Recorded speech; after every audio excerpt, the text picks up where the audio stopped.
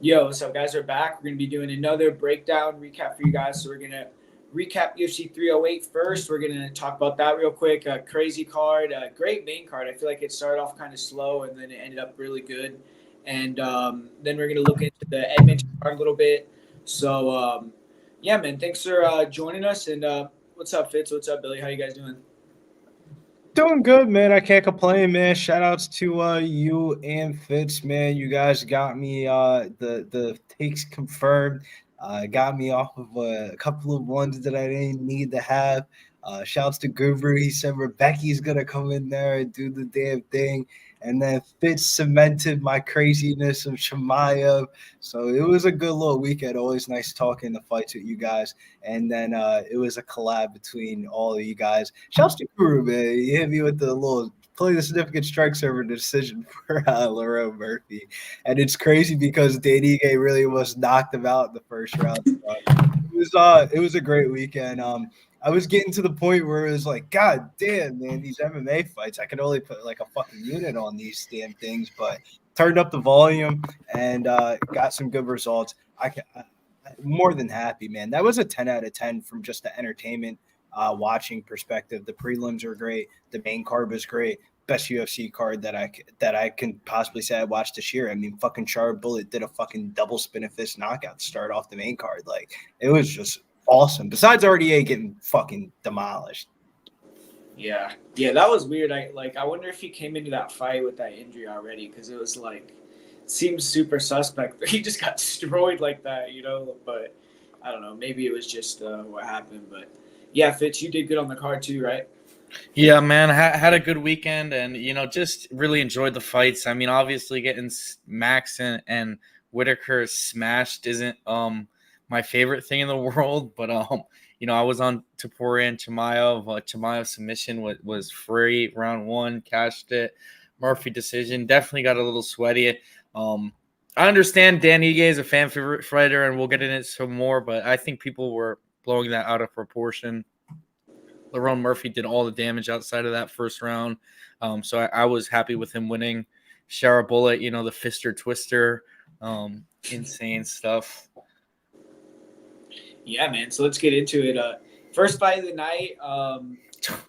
What was that fight? I don't even remember. You guys It scrolled was up. the craziest robbery Yeah. we've Oh, probably yeah. seen this year. Dude. Craziest robbery ever. That's up there with the what was the girl fight from the week prior? That was a crazy robbery. Elise Ardeline and Yeah, dude, that shit pissed me off too. that He's was actually what on that. But this one, I remember I was like telling you guys. I guess we were all kind of in agreement, but I was like, dude, like Leal like has all the value, and it totally played out like that, right? Like if you had to bet it, like he probably would have won anywhere else in the world, but he not. I mean, that's what 3 decisions in a row that he like barely fucking squeaked by. So it seems like that loss is coming. But I mean, what do you think about like Kana? Like, who would you give him next? Like, it's kind of like he's in a shout weird. outs to 2 cents, bro. The dude that does the commentary for our live streams, he was getting a whole lot of shit in the chat and on the panel because everybody was calling him fucking stupid because he was like, I think we're that Fakardinov. I don't give a fuck about the live betting odds. I think he's actually winning this fight. He's not winning it off of volume, but by damage. And yeah, he ended up being fucking right. I was like, I don't know what the fuck you're watching, but all right. But with Renat Fakardinov, I think this is the end of the experiment for him here. You got to remember, he was on the Dana White Looking for a Fight episode where Dana was trying to re-sign Khabib back to the promotion, and Eric Spicely, who just got cut from the UFC, ended up getting knocked out by Renat. And it felt like they were scared to really put Renat in a legit fight because it took him a year to make his UFC debut. So I feel like it's all kind of catching up to him towards him now. He was kind of like one of the fighters that has like benefited, I feel like, tremendously from the luck variance of MMA. Yeah, I mean, he could easily be 0-3 in his last 3 fights, but he's 3-0. So it is what it is. But yeah, Fitz. I mean, do you think like what is he now 6-0 in UFC? Like, would you actually give him like a top 15, or it's like it's undeserved win streak type of thing? I mean, it's crazy. These last three results are very strange. Two super controversial decisions. But I saw the longest active win streak of all of MMA, the longest active unbeaten streak, something like 20 wins, 22 wins. I don't know how true that is, but In the UFC. crazy. No, in MMA, like the longest unbeaten streak right now. Well, no, there's like Makayev and shit. Makayev doesn't have more than 20 in a row. I guess pro wins. You mean? Yeah, exactly. But yeah, I actually live bet Frakradinov here plus 600 just because. I mean, I'm pretty sure I said it on the stream, dude. If it's a close fight, they're gonna rob him. It wasn't even close though. That was yeah, crazy. I know. It really wasn't too close. Like he stuffed almost every takedown. Dude. He was beating him up. Yeah. Leal's clearly juiced up out of his mind, but yeah, you think he's gonna pop like for daughter? Like I don't even He's know. got to stay overseas, bro. That would be my word of advice to him. Stay overseas. Don't fight in America. Well, it's like I guess he's in the UFC now, though. I mean, so good for him. I don't know. Leal, it's like he proved that he's pretty good. So hopefully he could fight some decent next. I'm not really sure though. Like he got screwed, so he's in a weird position too. It's like yeah, but it's also one of those situations where I feel like when you come over from a different promotion, specifically like Bellator or PFL, those two in particular, those fighters usually have to go through like I would say like a fucking what's the word I'm looking for? Like they have to get embarrassed first a little bit. Like they're gonna take a L or something like that. Like Dana's not gonna let the PFL guy that they just signed that's been to 2 semifinals win a fucking split decision over an out. Like it ended up working out like that. But like I don't know, I feel like a lot of the PFL fighters always have value because they lose their first fight in the organization, but then they go off on like little win streaks. Yeah, so we'll see who Leal gets next. I mean, that'll be interesting, I guess. But yeah, weird fight for that one. Second one, I mean, I was way off on this, and I don't know. I thought Bruno was gonna come in here and show something, but Nardiev just took him down the whole fight, pretty much. And yeah, I mean, he got the win. I'm still not sold on Nardiev, but Bruno, that might be his last fight in the UFC, probably. I know absolutely should be. Absolutely. After the fight, that's the worst bet I've placed all year on Bruno Silva. That's the worst performance anyone. I mean, how many punches did he throw? Like 15? Yeah, I know. Yeah, that's why I was trying though. Yeah, he wasn't trying. It was a shame. Where it was. He was saying after the fight he had like mental issues or something, so he's gonna be taking time off. I'm like, you're gonna be like fighting fucking the favelas again. I don't know what he means by that, but he's gonna take a lot of time off. I don't know, but we'll see. I mean, I feel like Bruno Silva, he could beat a lot of guys if he comes back, like in the regional scene. But I don't know if he's ever gonna make it back to like the UFC. So it might be. Just go to Karate Combat. Yeah, Karate Combat, bare knuckle, somewhere you could get like a couple $250K paydays or some shit. But I guess I don't know what Karate Combat pays, but they probably don't pay shit. No, it depends on who you are. Like if you're Luke Rockhold, you probably got paid a bag. I don't know. To grapple, dude, fuck no. I don't think he probably got paid. What do you think, like $50K? No, not the grapple. He went in there Karate Combat. Oh yeah, you're right. Yeah, he won against the kickboxer guy. Yeah, so I mean, I've heard situations where they pay dog shit, and I've heard other situations where like some people have made some bank. Yeah, that promotion is like I like the cage and shit, or not the cage, the whatever, the pit, the bowl. It seems like it's 3 years away from it being like lit. You know what I'm saying? Like once it gets like Americanized sports betting odds to it, I think it can probably catch on to the public. Yeah, I just don't. The rules are kind of whack though. Like where you could like. They need to fix that ground and pound shit. It's like the guy's like punching the dude in the face and then the ref stands him up. It's like, dude. It's very subjective of like who they want to win, but I don't complain with that kind of stuff. Beggars can't be choosers.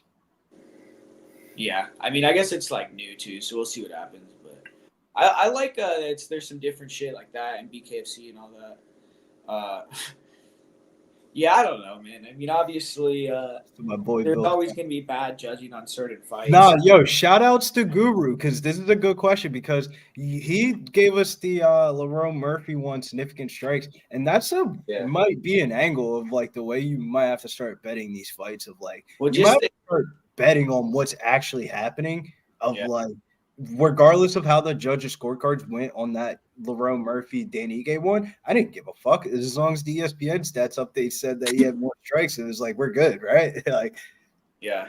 Yeah, it's just that the limits suck on those. Like, hopefully, like, they'll let you put more money on it. Like, if more people start betting it and shit, maybe they'll open it wider. But, like, obviously, like, with the decision, you could bet on, like, bet online, like, what, like 8,500 or some shit versus with that, you can't bet that much, you know? yeah, you said the max on it was 2 bands, right? Yeah, something like that. Yeah. Which is like in hindsight in sports betting to only have $2,000 on like a as like a max that you could put on like a proposition or a prop or like a line is pretty low. Like Yeah, the it's limits. a very low limit. But it's like, because a lot of those, it's like kind of like, how Subjective. many can you put on like over half a takedown? You know, it's like, I don't know if you want to have so much risk on that shit. Like, No, but bro, so on Bet365, where I placed that bet, after I cashed it, they had a odds boost in the main event. It was both fighters to get 50 significant strikes, but the max you can only put on it was like $10. And I was like, yeah, I'll take the $20, I guess. But like, you could just tell by how much they allow you to put on something if it's a banger or not. Like when yeah, I saw like the max was like $2,000 for the Laura Murphy one, I was like, yeah, that's hitting like at a very high rate. Like regardless of how this fight goes, like he could have lost that fight. That shit probably still would have hit. Like yeah, it was outside the first round. It was the only round he got outstruck. yeah. And then like the grappling shit was close. Like you said, like if Ige would have laid on him for like an extra 30 seconds and won the decision, you probably would have been straight still, you know. But I to be honest with you, I had no idea who was going to win that decision. Like with the way some decisions have gone in the last couple of weeks, it doesn't. I don't even get shocked anymore. Like I'm not even fazed by it. and then this next fight, I didn't even get to watch this fight. So like, how did it even go? I don't even know. Like I know. Victor Hugo, third round, threw a uppercut from fucking hell that almost sent Fareed Basharat outside the cage. That was the most interesting part. Fitz, anything that you remember else from that fight besides that uppercut in the third round? Like, I mean, I like Fareed, man. He puts a good pace. I mean, he's someone. There's some fighters now in the UFC. I mean, I think they're really safe to bet the decision. Bet this Basharat brothers are definitely some of them. You know, because they just don't have high finishing ability. But he looked good here. Victor Hugo, I think, is a pretty good opponent, man. You know, both the guys striking was pretty even, but Basharat, just straighter, sharper punches and got to the target more and threw more volume. And yeah, Hugo, he didn't cut 10 pounds of weight. So I'm not surprised he was looking pretty fresh in the third round. You know what I mean? He came forward, Billy said the uppercut. He landed a nice knee too, but Basharat, I'm happy to see him win. I don't want to see someone who missed weight by 10 pounds win the fight there. You know what I mean? yeah, but it also felt like Fareed could have pushed the gas a little bit more. There's a couple of opportunities where I felt like Fareed definitely could have got Victor Hugo out of there, but he just seemed a little bit more complacent with just getting the dub and just staying out of trouble. It definitely felt like one of those opportunities where like you can tell me after he got hit in the third round and after all that happened, like he had so many positions on top that he could have just got him out of there, like had an arm choke. Yeah, you said Freed versus Lockdog next. I mean, I got to rewatch that fight to see how he looked exactly. But yeah, that fight would be sick. I don't know. I mean, that Lockdog. Who's Lockdog? That Brazilian dude that fought Ricky Simone and like. Yeah, he's a beast. Yeah. The one who knocked out the other guy, Sopaj. Yeah. I can't remember his name. But me neither. But he's an animal. It's Oliveira. Yeah. Zalal 11 unit will bet. Yeah, dude. I don't know. I think Zalal will win, but shouts to Big Steve though, man. I had like a weird sleeping schedule this morning, and I saw that he was live at like fucking 5 a.m. his my time, and he was breaking down the fights. That popped in there for a little bit, man. Shouts to him, man, doing the service to community. And he's a narrative theory type of guy, I always like those type of people. Yeah, check out his channel for sure. Big Steve's a cool guy. I've been on there before, so what's up, bro? But yeah, man, this next fight, I mean, fuck, I guess it was over before it fucking started. I don't know. Barnett goes in there and blows his knee out before the fight starts, and then just gets destroyed. So I guess Fitz called this one where he called the under for Kennedy. I don't know. I wonder if he would have lasted if that shit didn't happen with his knee. But I mean, he was outclassed either way. It seemed like, and yeah, I mean, probably the last time we'll see fucking Barnett in the UFC. Maybe he'll come back just because heavyweight is so shitty. It's like whatever. But man, I mean, guys missed weight at heavyweight. He's fucking injuring himself before the fight. I mean, I think the shit's over with. So yeah, I mean, anyone got anything to say? Like, you guys think Kennedy? I mean, I told you how there's no way Chris Burnett could have possibly won that fight. Like, no, bro, it was unserious, bro. How the fuck do you stand across from somebody that is doing nothing and visibly looks like they're hurt? And he was just like, punch it. It was just like, bro, you could just throw one head kick. I swear to God, Chris Barnett would say, "I'm good." Like, as soon as he like let go, Chris Barnett just shelled up. It was Jason Herzog's a dickhead, man. He way longer than what he should have went. Yeah, I mean, I don't know. I don't know what Kennedy at heavyweight. Like, who would you give him next? Like, are you gonna? It's like, I don't know. It's heavyweight. I mean, he probably wins some fights. Yeah, I think he could, but it's like I do wonder who they'll give him next. But it's like both these guys to me, it's like I'm not really excited to see Kennedy fight anytime soon either. So not at all. Like we had Abus Magomedov versus Bruno Ferreira, and man, another pretty good performance from Abus there. I guess he is starting to put it together a little more. He got the late finish, and really was pretty dominant overall. You know, kept the range, got the takedowns when he wanted, and then got the submissions. So, yeah, are you guys are you getting impressed with Abus Fitz? You think he could get back in the mix again and fight like top guys like Strickland? Definitely. I mean, he's a little up there in age at 33, 34. But the main thing, I mean, in Strickland that looked so terrible was his gas tank, man. He gassed out horribly in the first round, second round. But that was just a matter of him, you know, learning to maintain his tank, you know, and not unload at a crazy pace. This fight was tough. Bruno Ferreira, you know, is super powerful.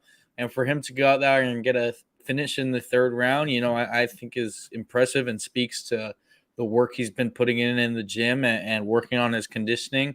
So, yeah, I'm a fan of him, man. I think he's good on the feet, good on the ground. It is definitely going to be a tough matchup for middleweight, and like to see him right around that top 15 mark, honestly. Yeah. I think he earned it, but yeah. What about you, Billy? My two takeaways from this fight was Ali Aziz, the best manager in the game. You got to give him manager of the year because, I mean, Bruno Ferreira, this kind of leads into my second point of like, this is just like where MMA really was MMA here of like, you have one fighter that has never fucking fought longer than 7.5 minutes, and you got one fighter that's fought longer than 7.5 minutes, and the line isn't -500 on a fucking Magomedov fighting in fucking Abu Dhabi. It was just like a money spot. I played a boost to win and fight to start round two. In hindsight, I wish I would have dumped on this spot, but I was kind of a pussy. You know, whenever you know you could potentially lose a bet from just somebody getting knocked out on some bullshit, it's like, maybe I should stop being so scared about knockouts because knockouts haven't really been happening like that. Because I remember the Sabatini line, I didn't like dump on it. I just played it like a normal bet. And I wish it kind of felt like one of those ones where I wish I would have dumped on that. I feel like I had everything that I needed. I had the narrative, had the fight tape studied, had the metrics. Like when you saw those two show up at weigh-ins, they didn't even look like they're in the same weight class. Yeah, for sure. I mean, in Ferreira, I still think he's decent, but like you said, I think he could maybe make 170. Like maybe he should try to go down. He was coming in. He was like pudgy, to be honest. I mean, yeah. And he's short, and he'd be a problem, I think, at 170. I think the takedown defense would be easier, you know. He might be too stocky, though, Fitz. But he can lose weight. You can tell. And it's just a matter of fact. I'm not the biggest weight cut guy in the world, you know. I think, you know, perfect example will always be Robert Whittaker, you know. Look what he did when he moved up to his natural weight class. But Ferrero was very small in there, in my opinion. Yeah, I think that was like really the huge difference in the fight, like with the size, and obviously Obvious was better, but I think that was a big factor too. So Bruno could probably go down to 170, and but yeah, man, let's move on. We got the next fight, Mateusz Rombeski. I'm gonna say his name right now because he fucking that fight was sick, dude. That actually was a sick fight on top of the pick, and he beat Orobai, and man, honestly, it kind of played out how I thought. I mean, on the feet, Rombeski was just clearly better. He was landing heavier shots. I felt the whole time. Orobai was tough. I mean, he hung in there. I thought that they should have stopped that shit in the third round for sure. But I guess he survived it. And then, hey man, I mean, I do think Rombeski kind of proved he's the way better grappler in the fight. I think Orobai kind of has gotten exposed a little bit because what is this guy really good at? He's like a mediocre. Facts though. Like What the fuck is he good at? Yeah, he has like average striking. His wrestling is average. His grappling is not even good. I mean, he doesn't have any submission threat. So I just don't. He has great cardio and he's like a fucking pusher. But Rombeski was the better grappler. He was able to, control him better. Did damage on top. Outstruck him. And yeah, man, I feel like Mateusz can beat a lot of guys outside the top 15. I don't know if he can get into the rankings or anything, but I think he's pretty good. He's a little older, obviously, but I think that was a big confidence booster for him too, because he was saying he was real nervous coming into the fight, and he had his big winning streak snapped, and now he's back on top. So we'll see what he does next. I'm actually excited to see what he fights next. And for Orobai, I think the guy's a fade. Like, hopefully he'll get another decent opponent where you can make some money on him, but he can beat guys in the UFC too, but I'm just not super high on him. But yeah, Fitz, what did you think of the fight, bro? I mean, it was a fucking sick fight, dude. The octagon was painted in blood. I mean, if this is in the UFC, we were probably talking about it was stopped. But I mean, the doctor in Abu Dhabi didn't even. I mean, he tried to cover the eye. His fingers were like this, asking him how many fingers I'm holding up. Orobai doesn't speak a word of English. But he knew two. I'm glad they let it continue, though. I mean, he went out there and almost won the third round. I think the scorecards were. I don't think. I mean, he almost I won think the fight. one judge gave it to him in the third round. He got dropped and was literally like getting pounded up for half the round. But I mean, he did come back strong, dude. There's another 30 seconds. He probably wins the round. He didn't do anything on top though. He was just laying on it. I'm not saying he won the fight like point wise. I thought he almost knocked out the third round. Like, I thought in the round 3 they should have stopped the fight because he was getting fucking teed off on, dude, on the ground, and Rombeski was fucking screaming when he was hitting him. He was like, screaming at the top of his lungs. It was kind of scary, but they let the shit keep going. But if you get almost killed in the round and then lay on the guy for the last minute, I don't see how that judge giving him third round is fucking insane, dude. Like, that's crazy as fuck. I don't even think it was competitive. I mean, but yeah, my bad, bro. No, that's facts, though. No, the third round was like. He almost just won the fight. Yeah, he got flashed out. Exactly. Just he got fucking slept, and then they're like, "Oh, he won that round." It's like, what? In what fucking universe could he have won that round? But I don't know. I mean, hopefully, Fitz, you still think Orobai can bounce back? Yeah, definitely. Just because I think he's so tough, dude. Look at the beating he took in this fight. So many other guys are being put away with the damage Rebecca did. Orobai hung in there, was pressing forward, So I think that's a huge tool, honestly, that a fighter can have, is that toughness, Really, it's such a, important characteristic. But yeah, he definitely has some holes in his game. You had a really good shout when you were talking about his LFA fight where he fought the black belt and he didn't shoot because took him a while to go for takedowns here in this fight, and it was only until he was, really getting hurt on the feet. So I think his game plan was definitely to go out there, didn't strike with him, or he was having a hard time finding the takedown. So I think if he can improve the wrestling and really, become dominant on top, that's his best path. But I'm not as off on him as you are. Definitely not. I think he's still decent. Yeah. I mean, what did you guys think of the cardio from Mateos though in this fight? Like, you think that? I mean, it was a crazy pace it held up. He definitely was fading at the latter half of the third round, but that's to be expected in a fight with a tempo like that. Yeah. So, but yeah, man, I'm excited to see who both these guys get next. But this next fight, I mean, super quick fight. RDA went in there and he got dropped, and then the fight ended with a leg injury. So, I mean, didn't really get to learn much about this one. Does anyone really have much to say about this fight, really? No, I mean Jeff Neal looked pretty sharp at the start of the fight, but I hate to see RDA go out like that on his birthday.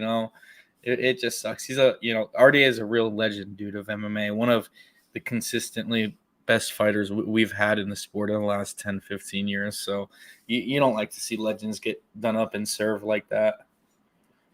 Yeah, exactly. Yeah. I mean, what do you guys think, or Billy? Like, you think that he maybe came into that fight with an injury already? Because I mean, Yeah, I when don't. you said that, that did kind of make me think like, yo, he definitely did not look like regular RDA. So, the fact that you bring that up, before the stream did plant a seed in my brain, because I know a lot of these fighters show up to these fights kind of like already hurt and stuff like that. And we don't find out until after the fight. I wouldn't be shocked at all. He definitely didn't look like himself, and he definitely looked like he was there for a quick payday. Yeah, I mean, RDA is someone that has money, but I know a lot of fighters like they will go in there with like, and people always like wonder like, why would you fight with a torn ACL or something? But if you fight, then they pay for it, the surgery and all that. So obviously, that's why a lot of people do it. So I don't know. Maybe he had an injury. Well, when you only fight like once or twice a year, I would imagine as a full-time fighter, like you probably really need that fucking money. Yeah. Well, but I'm saying like, so let's say like you tore your ACL in the training camp and then you don't fight, you're going to have to use your own insurance and like figure out how to pay for that shit. But if you go in the fight with the torn ACL and like lose in a minute, then the UFC pays for it. So that's why a lot of people do it. Like it's like they're taking the risk like, okay, I could still maybe win. And then they're going to pay for my surgery too. So it's like, that's what a lot of people do. But yeah, this next fight, super quick fight. I don't know what the like.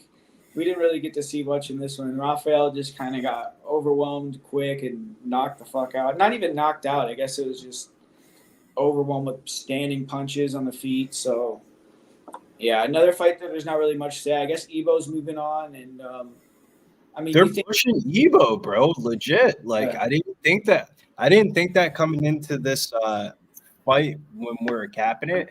I was kind of more of like the variance of somebody's getting smoked before the third round starts, and it's not minus 600. So that was my angle. But nah, bro, they're pushing Evo Aslan. Dana had a lot of shit that he said about the reason why he moved this fight to the prelim main event is because it's the fight that the people in the arena wanted to see. Evo Aslan has a lot of fans over there in the Middle East, and he's one of the bigger names out there. You would never think that coming from America side. I don't know where the ceiling is for Evo Aslan, but they're legitimately trying to push him. And in hindsight, this was probably a smash spot. The market ended up flipping. He was a short underdog.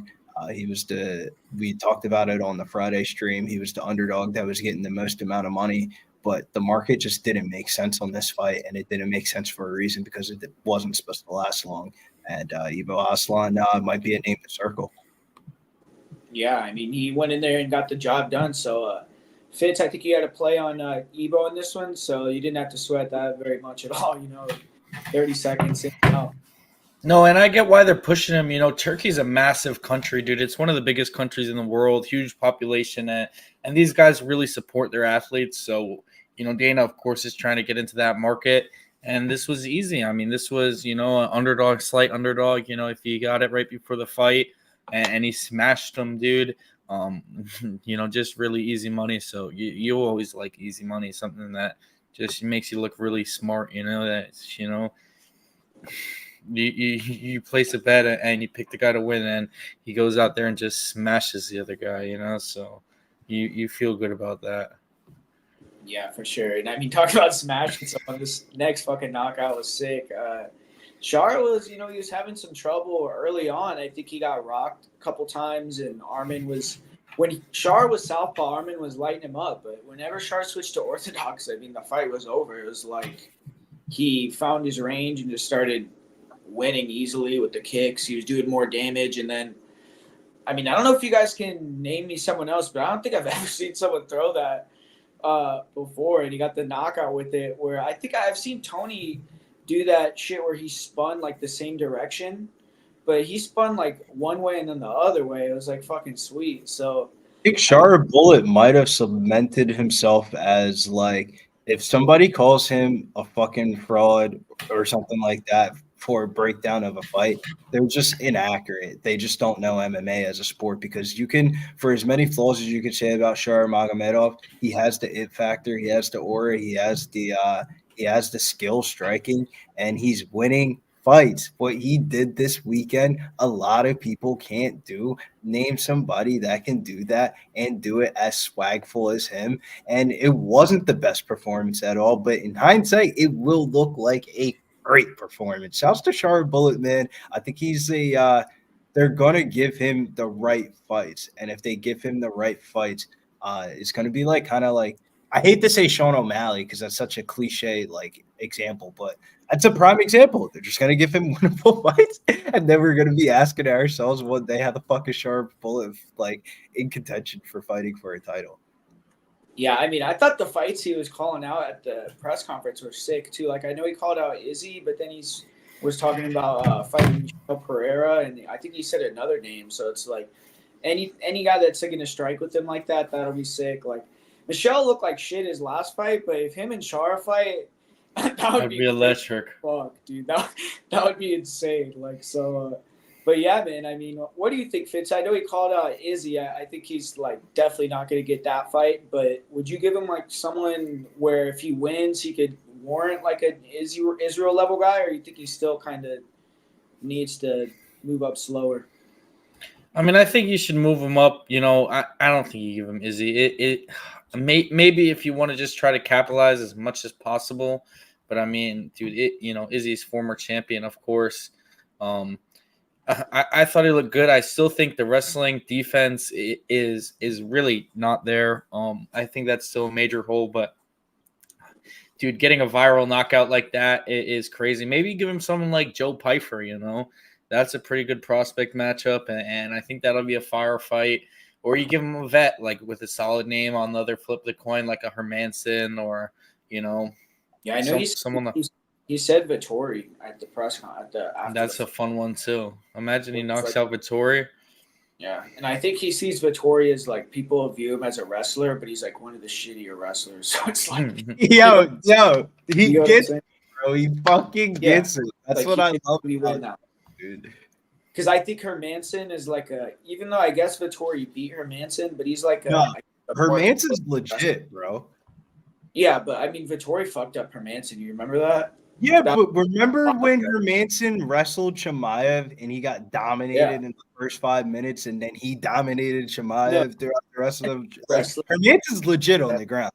Yeah, and then he out wrestled like Pyfer and shit. So, but I mean, it's Joe Pyfer. What? I love Joe Pyfer, but I mean Joe Pyfer is like fake jujitsu. Yeah, that's true. But I mean, the guy has a sick double leg. He probably is one of the best doubles at 185. But I mean, look at Hamzat's. Come on. I said one. I didn't say. No, I know what Guru means. He's got that Renzo Gracie jujitsu double leg, scoop you up, effective against anybody. Yeah, I mean, the guy's big, strong. Like, I think he beat Shara if they match that up. I mean, bro, Joe Pyfer would fuck Shara. Like Fitz just called out, I think Joe would win that one personally. What about Chris Curtis? That's a good fight. Chris will stand with him. Yeah, that'd be another one. Yeah. Yeah, but Chris Curtis might fucking not throw enough volume.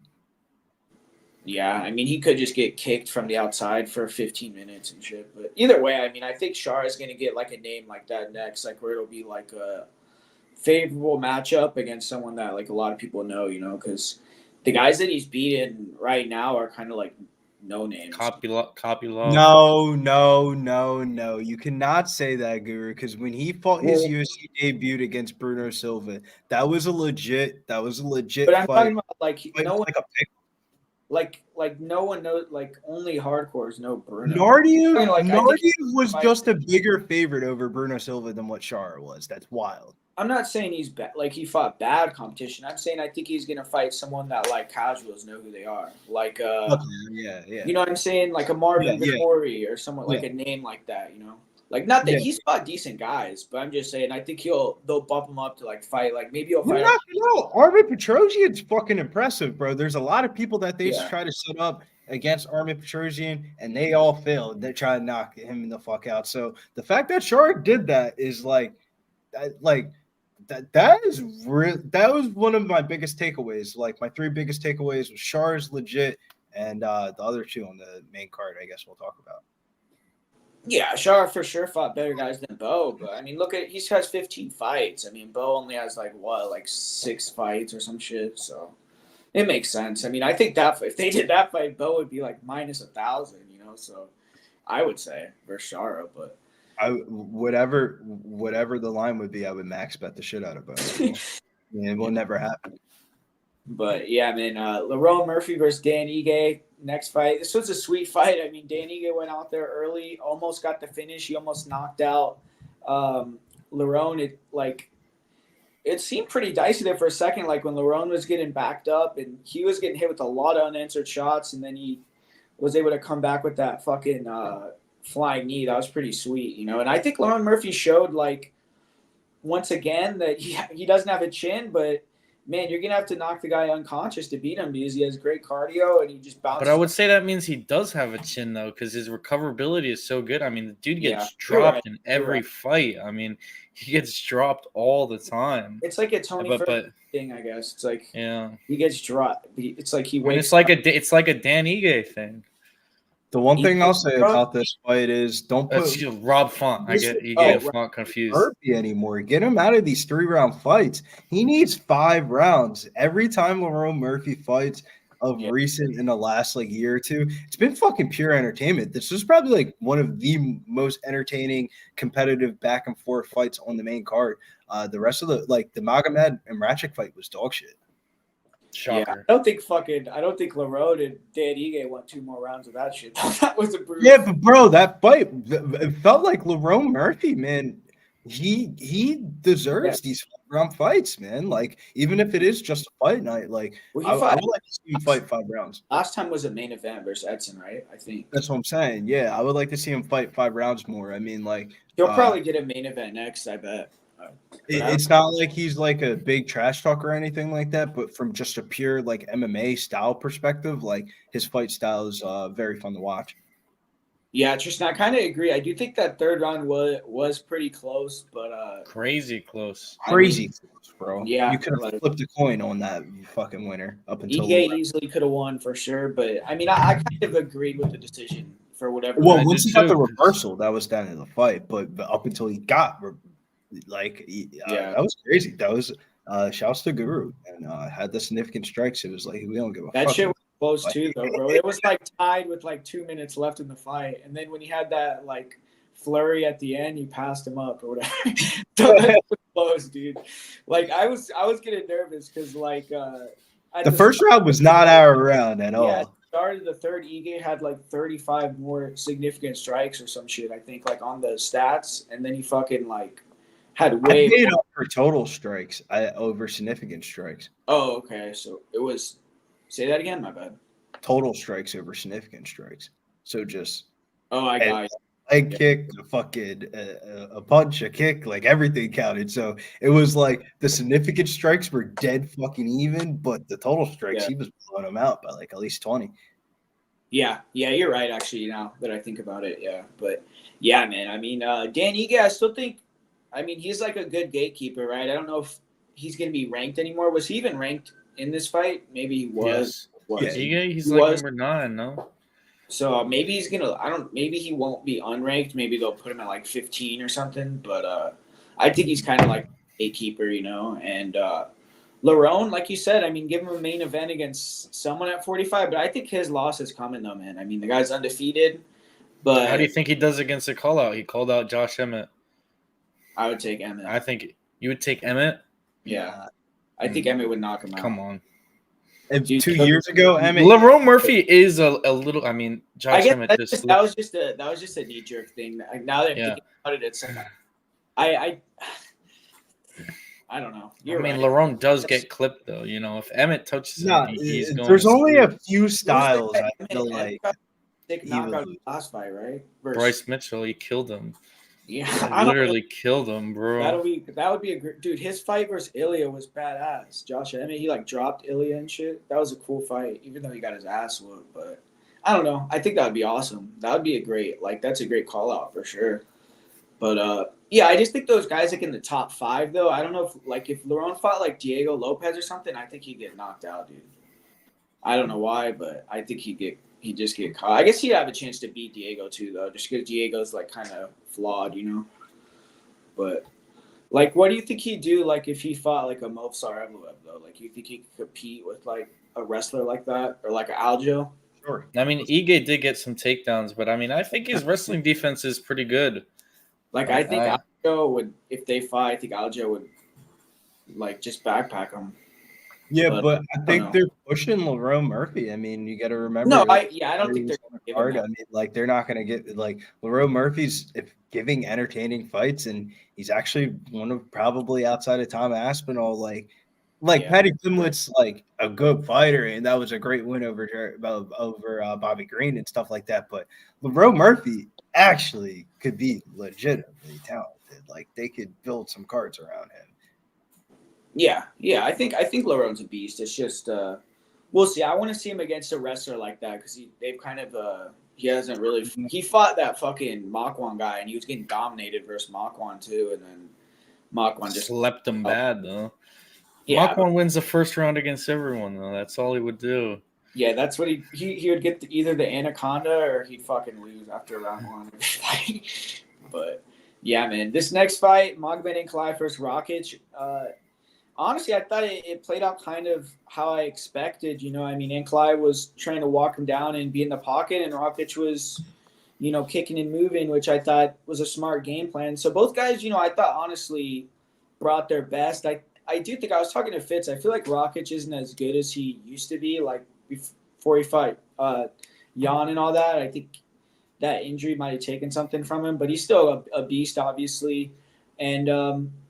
The first round, I thought he clearly took the first. All 3 judges gave him the first. And then the third was competitive, but, Ankalaev was just doing a little bit more. And I think it kind of showed, though, in this fight, once again, that Ankalaev's wrestling is super overrated. I think I couldn't even get close to a takedown. Rakic was the stronger guy in the clinch, it seemed like, and was kind of able to control against the fence more, too. So I feel like Ankalaev's a good striker, but if he's a big favorite against Pereira, I just think that's not correct, because I feel like people are just conflating his name with him being able to wrestle, which I don't think. I think his wrestling is like Jan's is like close to as good as Ankalaev's. So I don't think Ankalaev has great wrestling personally, but yeah, what did you think about it, Billy? I know you were kind of confident in Ankalaev going in there, and he ended up getting the job done. So I was confident in him winning, but I wasn't confident in betting on him, if that makes sense. It was one of those type of situations where, like, I've done the Ankalaev thing before and had mad bread on him, and it's like, I don't know, man. Like, he's got to be careful, man, because a lot of the shit that he does is going to start being subjective. He wanted to prove that he could fight a fight against a high-level opponent without wrestling so he can get a title shot. And Dana said, you did it. I guess I got to give you the title shot. So, I mean, Ankalaev cares about Ankalaev's career. He doesn't care about our betting pockets. So, I don't know how much, I love him, but I don't know how much I'm betting on him. I'm betting on people that subjectively don't know that they really care about our betting pockets. I think his fight IQ is horrendous, dude. I mean, you know what I'm saying? Like, bro, he's fighting definitely Forbes. Like, he was definitely fighting a particular way in the title shot. He tried to take the guy down, bro, multiple times. I mean, he just wasn't even close. Like, so I just don't think he's not like an explosive shooter. Like, he just has to get these body locks, and it's hard. It's weird, bro. Dude. It's weird. I feel like the craziest part is though of him and Alex Pereira get matched up against each other, I'm betting the shit out of Ankalaev. Well, like Fitz, like you're a wrestler. Like you think that he has like great wrestling. Like he could. No, he's flat-footed. He's not explosive. You said that he's very plotty. I mean, he's good on top though. When he gets on top, he does wrap the legs up very good and controls the leg. Rockets here, man, was so deep on that single. I mean, Ankalaev is definitely a good wrestler though. You can tell in how he defends takedowns, and I mean, it's tough to take those big guys down, especially someone like Rocket. Rocket is huge, dude. He's fucking massive. Like Ankalaev is normally the bigger guy. Rakic was definitely like pretty much significantly bigger. You know, I see people saying Ankalaev won this fight pretty easily. I didn't think it. I thought it played out pretty close, especially that third round. It was close. Yeah. I don't get people hyping up Ankalaev, and I used to be like one of the biggest Ankalaev guys. I thought this was another lackluster performance. This was, you know, whatever. He went out there and won, but he skated by on the closest of margins. I agree with you. I think he couldn't get the takedowns. It's not like he was just content to have a back and forth striking battle. I mean, his left hand though, it is sharp, dude. Yeah, he's definitely a great striker, and I do agree with B next year. I mean, that was really dumb for them to say that he was up 2-0 because he's terrible advice. Like, so I don't know. I don't think he took the third round off though. It's just I think he was gassed. Honestly, it's like he was moving a lot, and then he just went throwing a lot of kicks too. Yeah, I mean, he would KO him with leg kicks. Yeah, I mean, honestly, I would lean towards Alex in that fight, but that would be, you know, probably the only fight right now at 205 that you'd even think the other guy has like a great chance to win. So I would set that one up. I mean, I don't know what else you could really do. It's like, who else can you throw in there to give Alex unless you're going to put him at heavyweight or something? But there's Aspinall there. So it's really no other option, I don't think. I mean, you guys think they're going to end up putting this fight on? Yeah, they have to at this point. This was, you know, pretty much a number one contenders fight. I guess that's the only one is if I don't think they're going to do it because that wouldn't sell. But if they fucking brought old man Jan back and they're like, yo, we're going to do this fucking rematch, you versus Alex for the belt. But that would be the stupidest shit ever. Like, I saw he was like asking for it on Twitter, even though I did. It would have to be an interim belt, and I think if you said interim belt, he would be for it. No, I'm saying Pereira versus Jan, but they would never. Nobody wants to watch that. But I saw Jan was asking for it on Twitter, like he was saying, "You want to see the rematch or that bullshit or something like that." Nobody wants to see that shit. Alex, but at this point, it's like no one gives a fuck anymore. You know, it's like been five. Alex has fought 5 times since then. You know, so that was a really close fight, though. In hindsight, I mean, and him and Clive went to a draw, so it's like Jan did arguably beat Alex, and then arguably beat Ankalaev, and no one talks about him. So, but the guy's he hasn't fought, dude. Yeah, and he's been getting major injuries. So yeah, well, he's always the bride, not that's why. You know, not the bride. Like he's always the B-side. It is crazy how like his resume is so sick. Like if you really how about how he started off his UFC career, dude? I mean, he was like the most mid fighter ever, and then becomes championship level. But the guy beat he beat a lot of like old school guys and new school guys. Like fucking he beat Rockich. He beat freaking I guess he didn't beat them, but he drew with Ankalaev. He arguably beat Alex. You know, he beat Izzy. Like the guy has like a great fucking resume. Like, I think Jan, like he's definitely underrated, but at this point, how old is he? Is he 42 or 41? Like so I don't know. I wonder who they'll give Jan. He is kind of old though, bro. I forgot how old he was. You getting up there? Yeah. You gotta stay a little bit more active. Yeah, he's had like major injuries, like where that's why. I see why he's calling for a title shot. Motherfucker ain't getting any younger. Like, what's he gonna do? Get the belt, fight twice, like it's be done.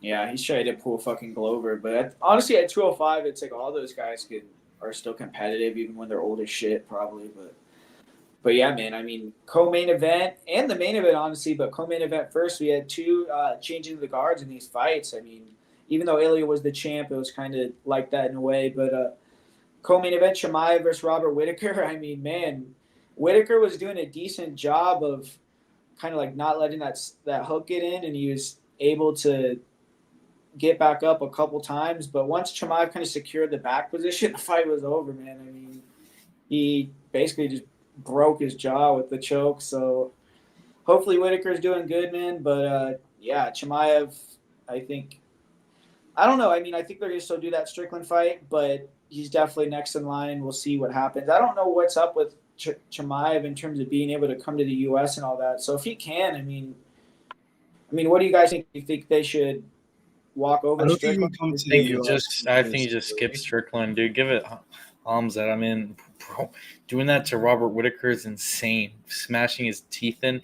That's the quickest tap I've ever seen in my entire life. It's like the squeeze on Hamzat is next level.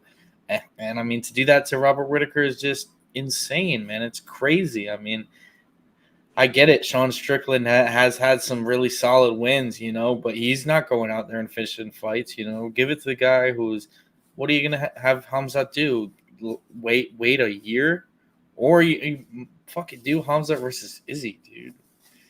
Yeah, I mean, I think he has to get like Izzy or the title shot next. Like, I don't know what else you could do. Like, it has to be one of those. Honestly, I would love to see if he like wins a couple of fights. I think he could probably win he might be able to win 3 belts, dude. Maybe, I don't know. He could win the heavyweight title first. I don't know if he could beat a guy like Aspinall though. That's the thing. I guess it matters. Heavyweight. I think he could win the heavyweight belt against a trash heavyweight champ. Dude, they can't. None of them can wrestle, dude. Like, imagine. Aspinall can wrestle. Well, yeah, Aspinall will he wouldn't beat smash, Aspinall, bro. He wouldn't beat John Jones. But he would beat Ciryl. I think he'd beat Ciryl Gane in a fight. I think he would win. Like, I don't know what you think, but I think if he fought, I think there's a lot bigger side of different. I mean, dude, if he can make 170 again, which I doubt it. I mean, 170, 185 light heavyweight. I think he can definitely be a triple champ. But yeah, I don't know about heavyweight. Yeah, I guess I don't know. I guess we'd have to see. I know, like, even fucking Kamaru back in the day was like calling out Jan Blachowicz. Like, I do think these guys think these people down, like these bigger guys, but it could maybe like not happen. But dude, fucking John Jones went up for 205 and took down Ciryl like he was a straight up bitch. Like, it wasn't. I mean, that's the greatest fighter of all time, though. Yeah, but I mean, he's not. You think Chimaev is better, like MMA wrestling? I'd say. I don't know. I mean, I guess that would be a cool fight. Like, you're telling me you wouldn't want to watch that, him versus Ciryl or some shit like that. It would be cool. I mean, it would just be cool, but I don't know. I wouldn't pick him against. I don't think that. I don't think he'd beat John Jones, dude. That's a little bit crazy. But if he beat John Jones, I would be like absolutely shocked. Like, because I've seen John Jones like wrestling and like grappling with like huge guys and shit. But yeah, I don't know, man. But yeah, honestly, dude, I thought Rob kind of quit before I saw like the pictures and shit. I was like, what the fuck was that? Because he tapped in like half a second. But yeah, I mean, Chimaev just fucking squeezed through his fucking chin, I guess. I don't know. But yeah, man. I mean, what did you think, Billy? I know all of us were kind of talking about Chimaev like going into the fight. He didn't have that same swagger and shit, but I mean, I was heavy on Chimaev, man. That was my biggest bet of the weekend, man. I was hyped up. I needed the 2 leg to come through. Chimaev was the second leg, and in hindsight, how the fuck did I max bet Israel Adesanya and I just didn't wait the fucking 3 months and just bet Khamzat? God damn, man! If I would have. You might not even see me right now, man. It was nice. It was nice. It was still a win, regardless of neitherless. But I guess everything's in hindsight, like Chimaev. Like, I had to like force myself to watch like 2 hours of whole entire Khamzat Chimaev's career to kind of come to the realization of like, nah, Khamzat Chimaev's the best wrestler I've ever seen in the UFC. And if I'm going to feed Robert Whitaker like this, he might have to be the best wrestler I've ever seen in the UFC. And then I rewatched the Usman one, and I was like, yeah, I'm placing this bet now. I'm not even going to type this up. Yeah, I'm just placing the bet now. Shouts to Chimaev. He's the real deal. I thought he was the star of the card. Granted, Ilia Topuria knocked Max Holloway the fuck out, but like after Chimaev did what he did to Robert Whitaker, I was like satisfied. Like I didn't give two shits less about what the fuck happened in the main event after that fight, to be honest with you. That was my main event. I mean, that was crazy though. Honestly, like just how quick it happened, man. I mean, but the thing is, if you look at Whitaker, like he hasn't fought a lot of grapplers in a long time, and then Dricus took him down and subbed him. So in hindsight, maybe Dricus knocked him out. Really? Okay. Yeah. I don't know why. Why am I thinking he took him down? He took him down though. He did knock him out, but he was taking him down. I know what you bet. Yeah, maybe he was like he took him down and was like dominating him on the ground or something at one point. Because I don't know why, I just remember that. But yeah, it's like in hindsight, maybe it was kind of there. And we kind of all called it like we were saying that he gives his back, like he'll turtle. So, but if Chimaev, we still don't know the answers to, if he couldn't have got him out of there in the first round because he was going hard as shit for like 3 minutes for the choke. Like if he didn't get it, we still don't know how he would look in the second, third, fourth, fifth. So that's still the only question mark. But I mean, because I don't think he's doing that to Dricus yet. Maybe he could. That would be crazy. Rob took Dricus down. Yeah, but you think he could take his back and choke him? Yes. Man, I mean, that would be crazy. I don't know. Because Dricus, has he ever been... He's sloppy, dude. He can't make a single mistake against Hamza. But like Kamaru, he got it. He had his back fully, and you couldn't choke him though. Like, what was Usman was like literally the greatest takedown defense in UFC history. Hamza got him down with the first shot in 8 seconds. No, I know that, but I'm saying like you think if Kamaru could defend for the first round, like I feel like other people could. It's just like maybe not. Maybe it was just an off night, for Hamza out there. But, like it's also Kamaru Usman. Yeah, so much quicker than DDP. Yeah, I guess they think he would choke him too, but I always do. The reason why it's like every fight that Dricus has, I'll pick against him and then he wins. So literally. It's like, I don't know. It's like I say it. It's like if I go out there and say Chimaev could easily choke him, he's going to fucking knock Chimaev out. So probably not, but yeah, I mean, I think next he's definitely going to get the I think Sean would be a hard fight for Chimaev too. I mean, but yeah, I mean, Rob, he just, I feel like Rob too, like you were saying, he had a lot of fights and maybe he didn't have the best performance. I mean, he didn't show anything in that fight. So, but what do you think, like him coming back, like Rob's kind of in a shit place now, man. I mean, I guess it's just fun fights from now on, He's solidified as a gatekeeper. I mean, I guess, dude, He solidified himself as an oceanic fighter. Like, you just put him on the fucking Australian cards now, right? But he's not even going to be able to make it. The next one's in like February. There's no chance he fights. He hasn't fought in Australia in a while, I don't think. He keeps getting a little unlucky. Maybe he could fight at you think he could fight at 205? No, I saw someone saying that too. That makes no sense to me at all. How is he going to fight at 205? He's 5'11". He was saying it himself that he wanted. Oh, he was saying it? Yeah, he was saying that he wants to fight at 205. Like, but I wouldn't advise him to do that. I guess it matters who he fights at 205. Like, I just don't know who they would. If they match him up against another like old veteran guy, it's like imagine him versus Jamal Hill. I mean, it's just so weird. Jamal Hill's I don't know about Jamal Hill anymore, man. I feel like he might be done, man. But I guess we'll see his next fight because like that guy, dude, it's like he's so diluted. Like I wonder how he's gonna next fight. Like, really, like I feel like his mindset is so off. Jamal Hill, like. Yeah, bro, he's so worried about the wrong thing. He's like only worried about Alex. It's like, bro, you're not gonna fight Alex next. You're probably gonna get fucked up. Yeah, you gotta get focused, man. Like, but Hill versus Roundtree. See, like, that's the fight. Hill versus Roundtree. Roundtree. That's what I'm saying. It's like fucking Round. He was saying, Hill. Did you hear what he was saying about? He's like, Khalil's not even in my bracket. He's not on my level. It's like, dude, you just got fucking knocked the fuck out, bro. Like, humble yourself, brother. Like, what are you talking about, man? But, I mean, but yeah, man. Let's talk about the main event. Yeah, good call from you guys on the main event. We had Ilya versus Max Holloway, and I mean, honestly, I saw the scorecards and I was talking to you guys about it, and I still got to rewatch it. I mean, I was with quite a few people, and we were all rooting for Max to win, so that obviously kind of it sways your like the way you're viewing the fight sometimes. But I honestly thought Max was winning the fight.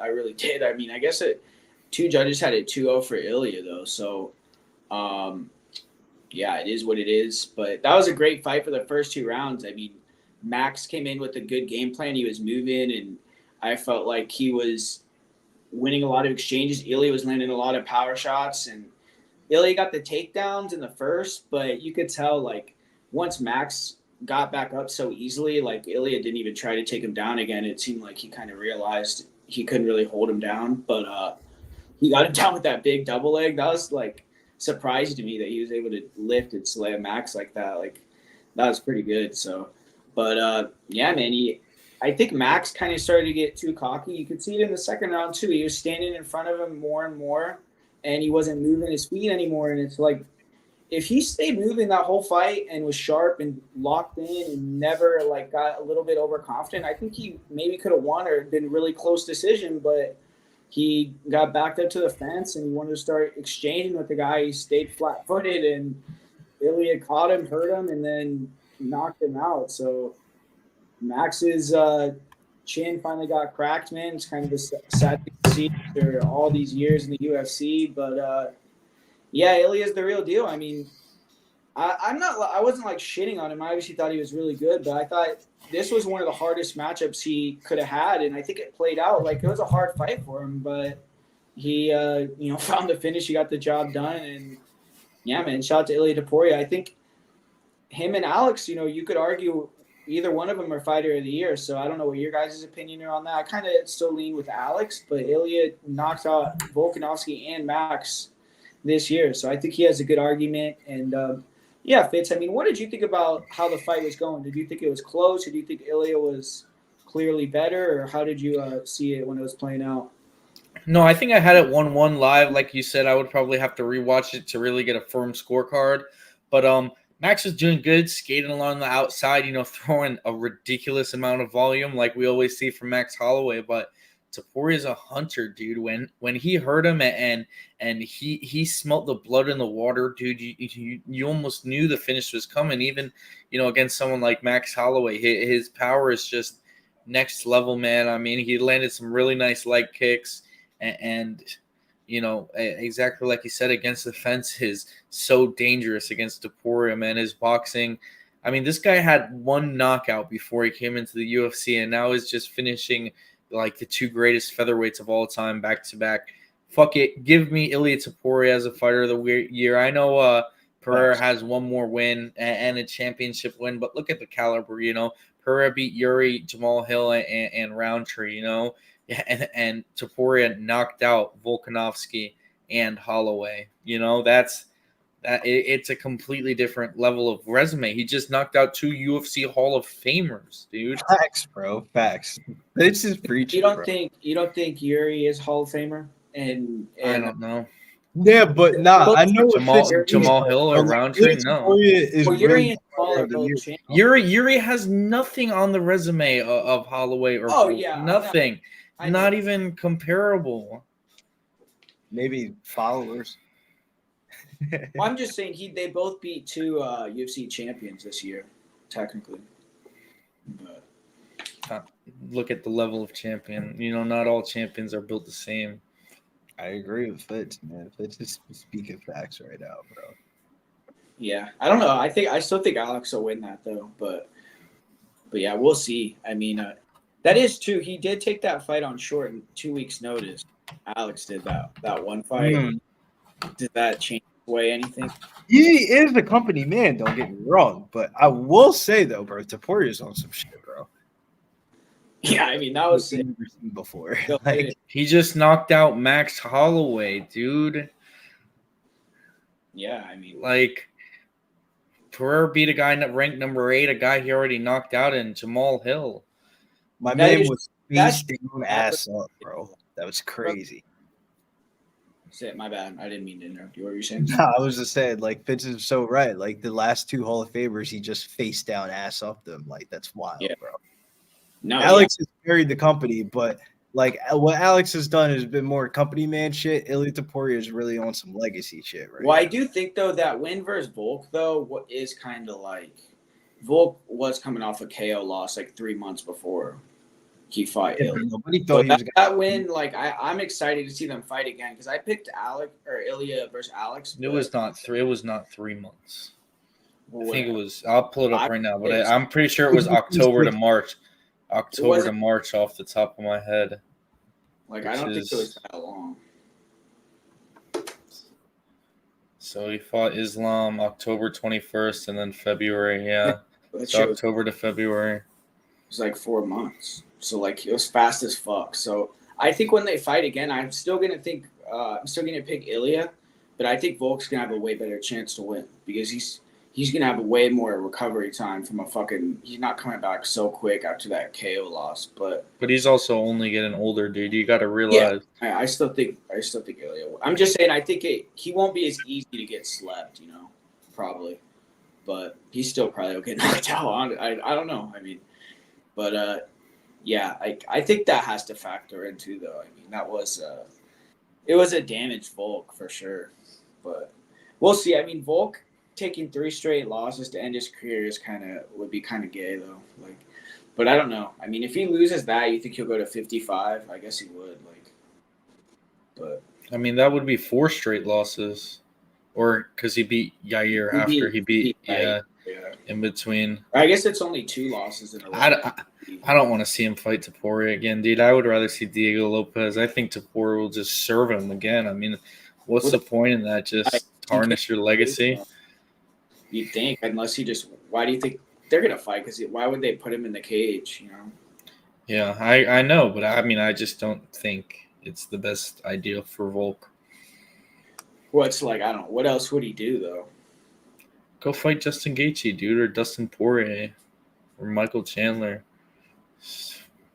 Yeah, Take the fun fights up a weight class and don't cut as much do you weight. think he's gonna get paid the same for those fights though? No, probably not. Probably gets paid more if he throws a BMF on it and it's in like the right place. I don't know. He probably got paid back. He wouldn't fight Max again, dude. I wouldn't want to watch that shit for BMF. Or what do you mean? Like him versus Sinner, like in the tournament thing? Yeah, maybe, and maybe not. Maybe not. You're right. Yeah, Ilya wants Volk because it's the easier fight. I don't know if Diego is a hard fight for Ilya. I mean, you think Diego's a hard fight for Ilya? No, I just think it'll be exciting. That's a barn burner. I mean, Diego will swing at him. Diego could choke him out. I mean, he has a chance to hit anybody, but it would just be like something crazy, But Ilya Movsar he hasn't fought in forever, dude. That guy hasn't fought like since 2020, 22 or something, right? Like maybe he fought 2023, but I guess it wasn't his fault though. He was gonna fight Aljo, and then Aljo pulled. So, but he was gonna fight. Wasn't Movsar gonna fight Diego too, or he was gonna fight like? He did fight Diego in Diego's UFC debut on. Oh yeah, he's like, but he keeps calling him out to fight him again. Or they both do, but well, Diego was calling him out for a long time, and then all of a sudden, now Mosar wanted to fight Diego. Now that he just beat Ortega. Yeah, because he passed the rankings, I think. Yeah, exactly. But Movsar is I think he's like 8-0 in the UFC, but it's like all against 8 decisions against people that aren't really that big. Like, he has a couple. I mean, he beat Arnold Allen. Yeah, he has a couple good wins, but like a lot of them are kind of like random. Like where he hasn't beaten like top guys. But Arnold Allen, that fight was. I thought Arnold got fucked over in that fight, dude. But yeah, I guess he got illegally kneed. Yeah. But now those rules are different, though. Now it wouldn't be illegal. Like if he did those same knees now, he probably would have won that fight. Because now if you like put your hands down or whatever, it's not illegal anymore. But yeah, this is like when Usman wanted Masvidal again, easier fight than Hamza or Edwards at the time. Yeah, maybe. I mean, I think obviously, Volkanovski is by far the biggest fight that they could make. Like, there's no one else that's that big of a name that they could put in there with them besides Max, who just lost. So, but Yeah, I don't know exactly when they're going to do that fight. Hopefully, they don't do it for a while. But yeah, man. Let's get into this card right here. UFC Edmonton. First fight: Ivana Petrovic versus Jamie Lynn Horth.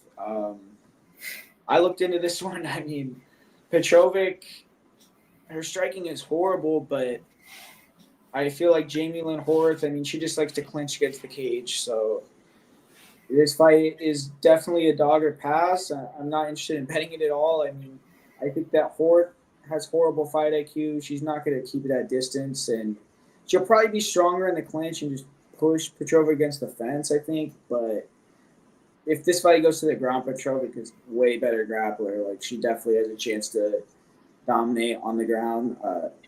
I think Petrovic's grappling is pretty good, and Horse is not good at all. It seemed like her top control was terrible in a couple of fights that I watched. So I think if the fight goes to the ground, Petrovic is really live. But yeah, I don't have a lot of interest in this fight. What about you, Fitz? No, to say you don't have a lot of interest is an understatement. I have no interest in it. Low-level women's MMA. I mean, well, what are you going to do? Take the fight to go to decision at minus 600? Yeah, I'm not a fan. I was thinking the same thing. Maybe take a shot on the dog, but Petrovic is not a good fighter, man. She's really terrible. But I'm not a fan of Jamie Lynn Horth either. I think she's a complete fade. She's got like 6 names here. But yeah, did just pass for me. Yeah. What about you, Billy? Reductantly, I'm gonna have to say Petrovic, but little to no confidence. I think Jamie Lynn Morris is definitely the rightful favorite. It's just, and the reality of betting minus 200 on her is just a little bit wild. Yeah, I mean, I couldn't do it, but Jack 200, you can't even parlay that. I mean, I wouldn't. Like I said, I would do a dog or pass, but I mean, I don't think I'm gonna play Petrovic, especially because it's the first fight. It's like doesn't really matter. But Jack Shore versus Yusuf Salal. I mean, I think this line is wide too. I mean, Salal's a huge favorite, minus 265. But Jack Shore is way too small for 145. So I mean, I feel like Yusuf probably is going to win. Anyone going with Jack Shore? They think he has some value, or are you guys both thinking Yusuf's going to pull it? Yeah, I got Yusuf, man. I like how he looked after he got cut. I like how he's come back into the UFC, and I've always kind of big of a fan of him. You put the nail on the head on the coffin, whatever that saying is, with Jack Shore just not being a featherweight. Doesn't really fill out to the weight class. Tough fight in his last fight, against Burrito, got his leg like split open. That was nasty. But I just don't know what Jack Shore's path to victory will be here. I think Zalal's longer, faster on the feet, more athletic, is going to land higher volume. And I don't think Jack Shore's going to be able to take him down, honestly. Yeah. What about you, Billy? I think it's going to be a competitive fight.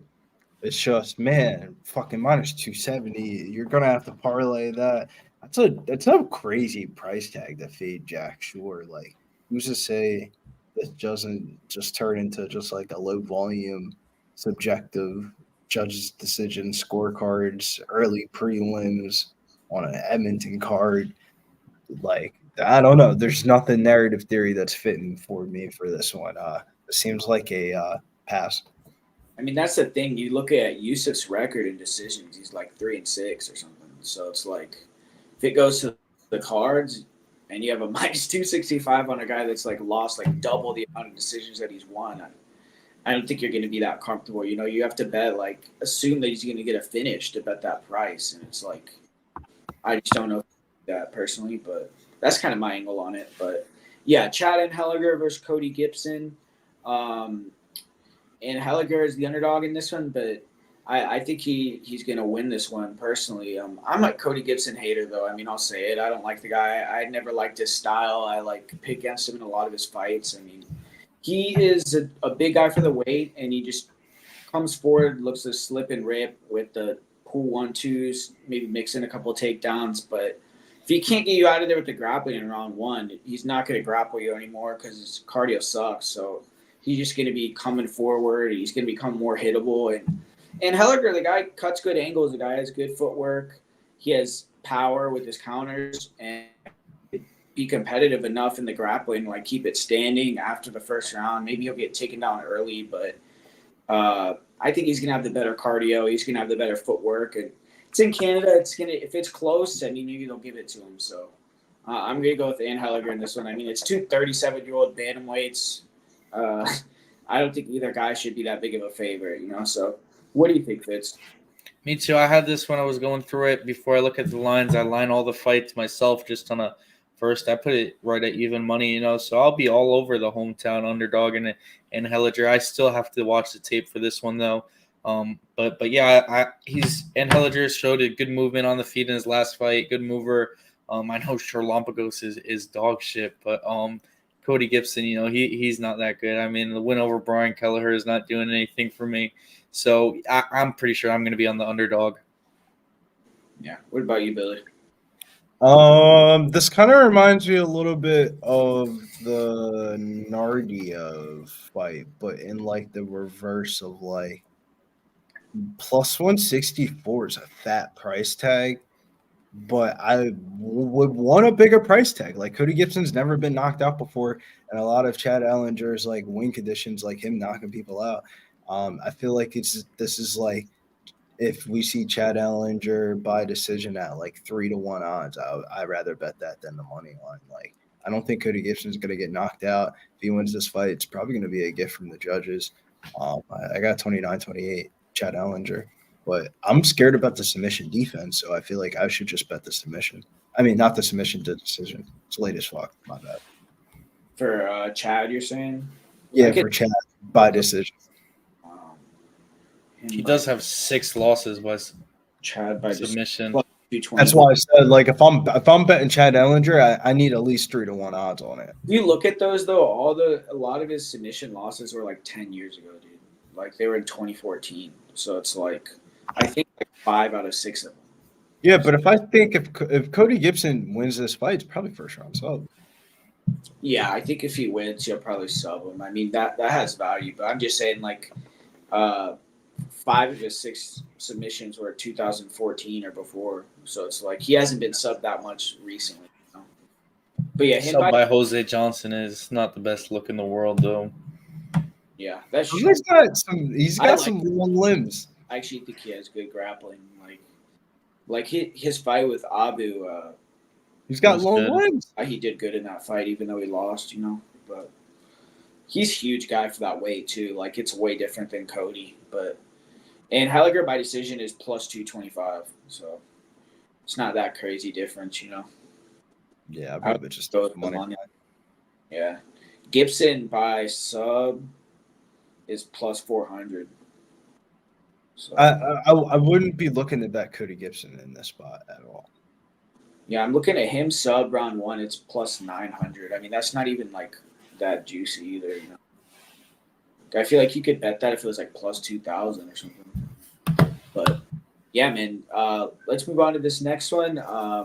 Alexander Romanov versus Rodrigo Nascimento. I mean, another fight where I don't know how anyone could be that confident. I mean, I think Nascimento is more skilled, but we saw in his last fight, like if they get clinched up, he's probably going to get taken down pretty easily. Like Derek Lewis got a big throw on him, who's I think not even close to the level of Romanov in terms of Greco wrestling. But if Rodrigo can get up off of his back like 1 or 2 times, he's probably going to win the fight. And we saw his last fight, Romanov, he got taken down once and tapped. So if Rodrigo gets on top, I think he could finish. But I don't like the number. Like him at minus 118. It's like I don't know. I don't see a lot of value. What do you think about it, Billy?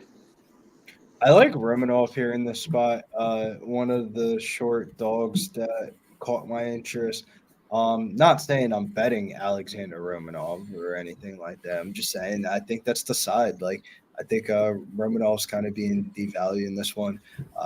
We'll wait for when the props come out, but this kind of feels like a Romanov decision, no bet. Like if this hits the judges' scorecards, I would just want my money back anyway. Like Romanov is probably toast if this goes 15 minutes.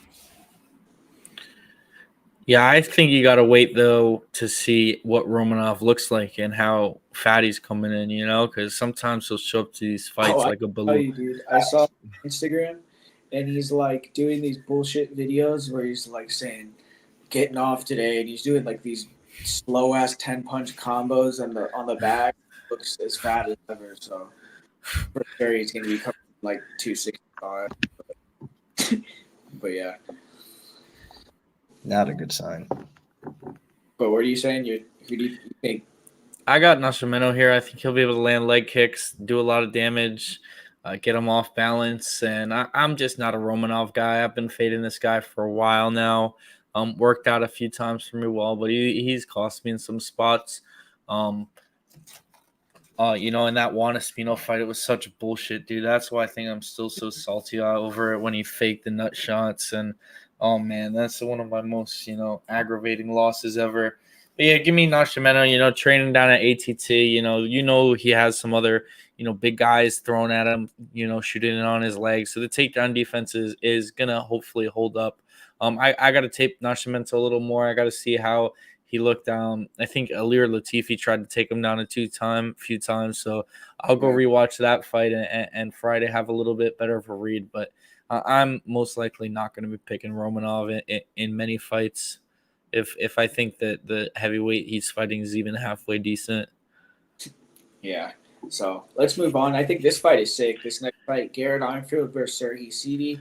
Kind of surprised at the line, man. I thought Armfield would have been the favorite. I mean, I feel like he's beaten and fought way tougher guys. CD is 0-1 in the UFC, but I mean, they're giving him a decent name in Canada. Garrett Armfield came in and beat Brad Katona in Canada, so we'll see if he could take out, two of the biggest prospects at 145 or 135. But I feel like Armfield has a bad style for CD. I mean, CD's a guy that likes to pressure and, use his link, like stay at the end of range and pull counter, but he has bad head movement. The guy his last fight was getting lit up by Ramon Tavares.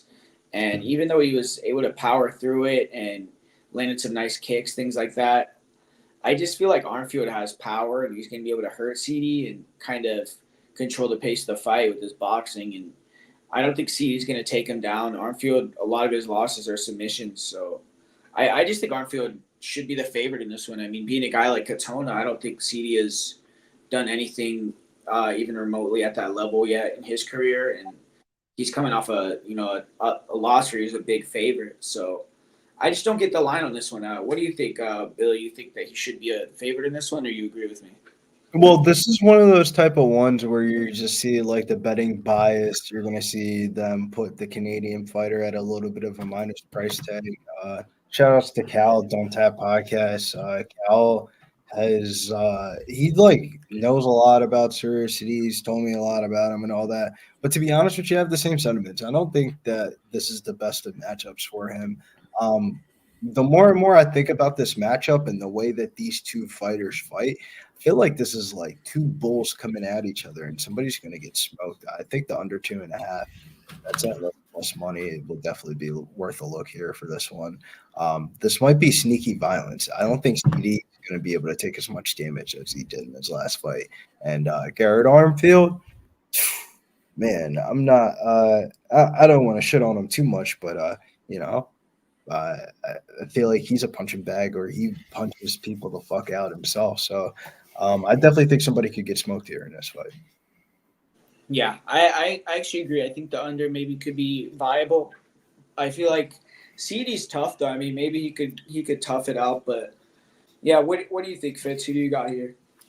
I don't like the line. I think it should be closer to pick 'em.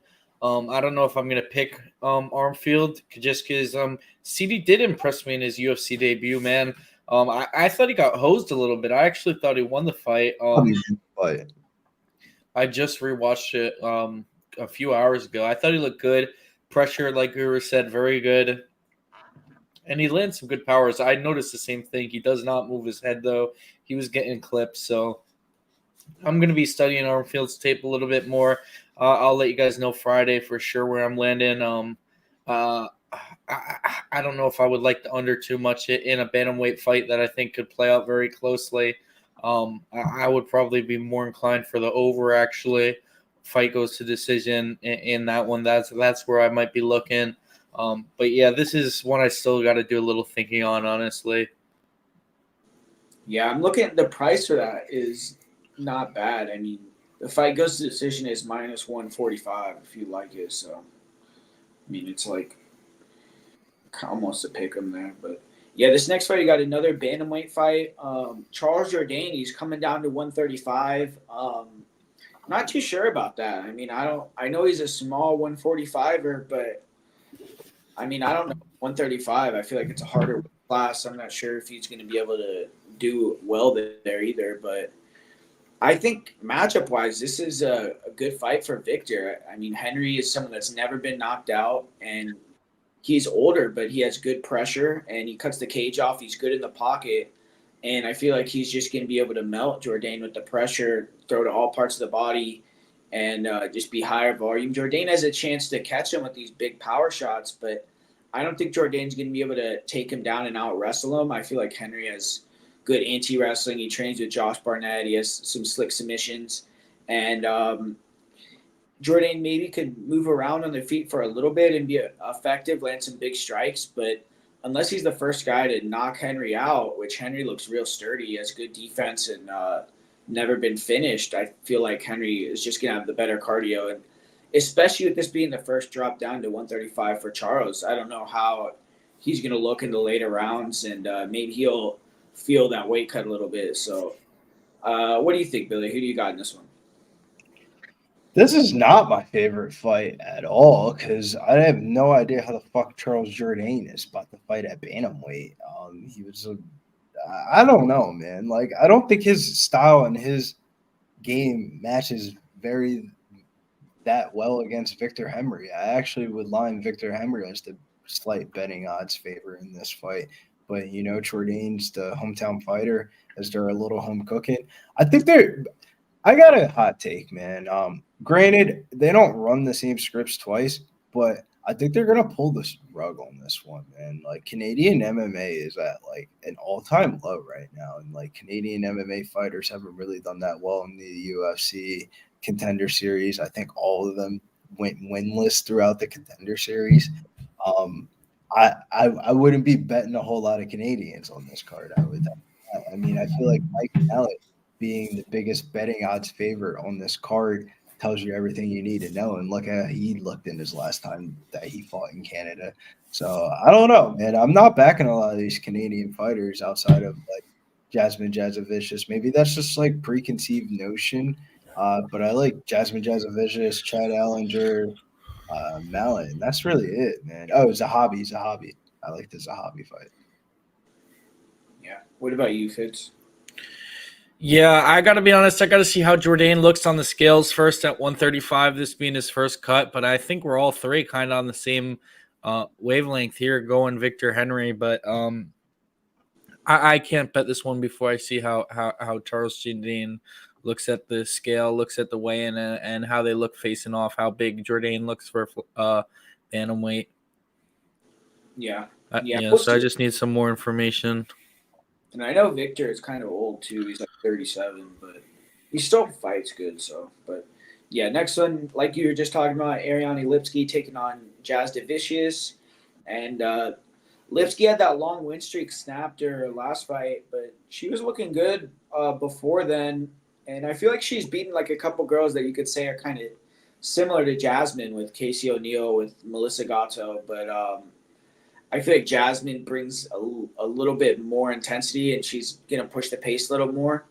And I just don't know how Ariane Lipski is going to deal with that. If she can't either control the pace with her power or get her out of there early, I think Jasmine might just be able to use that aggressiveness to overwhelm and get the finish. So I kind of like the fight doesn't go to decision on this fight, personally, because I think Jasmine could finish on the ground if Lipski gets tired, and I think Lipski can get the knockout too. So, yeah, what do you think, Fitz? Who do you got here? Yeah, this is a little tough because, I mean, if you remember back early in Lipski's career, I mean, she had some really terrible performances on the ground. The one that sticks out is that Shevchenko lost to Antoine Shevchenko, where she got mauled, dude. And Jasmine Judovicius can definitely do that to you. You know, she's good.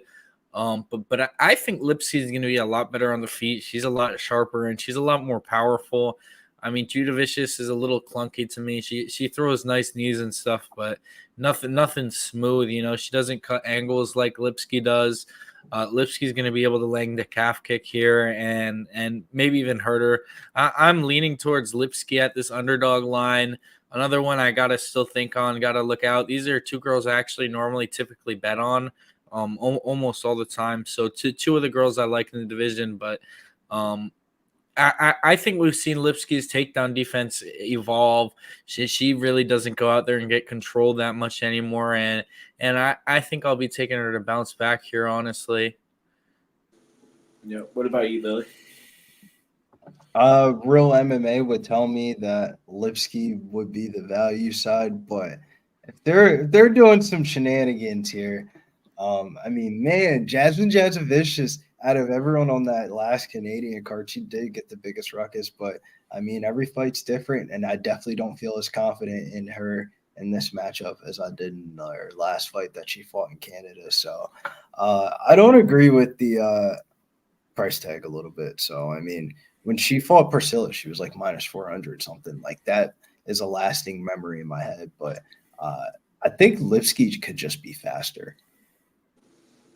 Yeah, I think if they stay standing, you think Lipsky all day would win that. But just even when Jasmine's trying to get takedowns, like Lipsky might be able to just be like footwork wise fast enough to like beat her to the corner and like chuck off a couple of takedowns like that Jasmine kind of gets. Like we've seen Jasmine before, like when she doesn't get takedowns, she doesn't look the best. Yeah. Yeah, I agree. I mean, I think that it's definitely probably dog or pass, but now we're going on to Eamon Zahabi versus Pedro Munoz. And another interesting one. I mean, this one's basically a pick-'em. I think Munoz opened as the slight favorite, but Zahabi's been on a win streak, and the guy's kind of awkward to fight. Like, he almost fights like Sean Strickland on the feet. If you look at his style, he's like has that modified Philly shell guard. He has a lot of weird blocks. I think he has the best defense rate in the division. I think he's been the hardest guy to hit, and his grappling is good. He has power too, but it's just he's slow. I don't know. With Pedro walking him down, Pedro's been fighting super fast guys recently. Like you look at all these people he's been fighting, they've been extremely fast. So if he can actually cut the cage off on Eamon, then maybe he could land something big on him. But I just feel like at this point in their careers, you'd think Eamon is on the better trajectory. I mean, the guy's been winning recently. He's been looking good. I feel like his style, honestly, is hard for Pedro because he makes people miss big, and Pedro's going to be swinging. So if Eamon could make him miss a lot, it could just look bad on the judges, even if it's like low volume. So yeah, I'm leaning towards Eamon, but what do you think, Billy? I know you said you like Eamon too, I think. Yeah, I like Eamon Zahabi here. But there's just a couple of things. Like this is one where I don't know. I guess I have evolved a little bit in MMA betting of like I would try to bet this line, tip it, and try to give it out or like plus money. But to be honest with you, I don't really give a fuck where this line goes.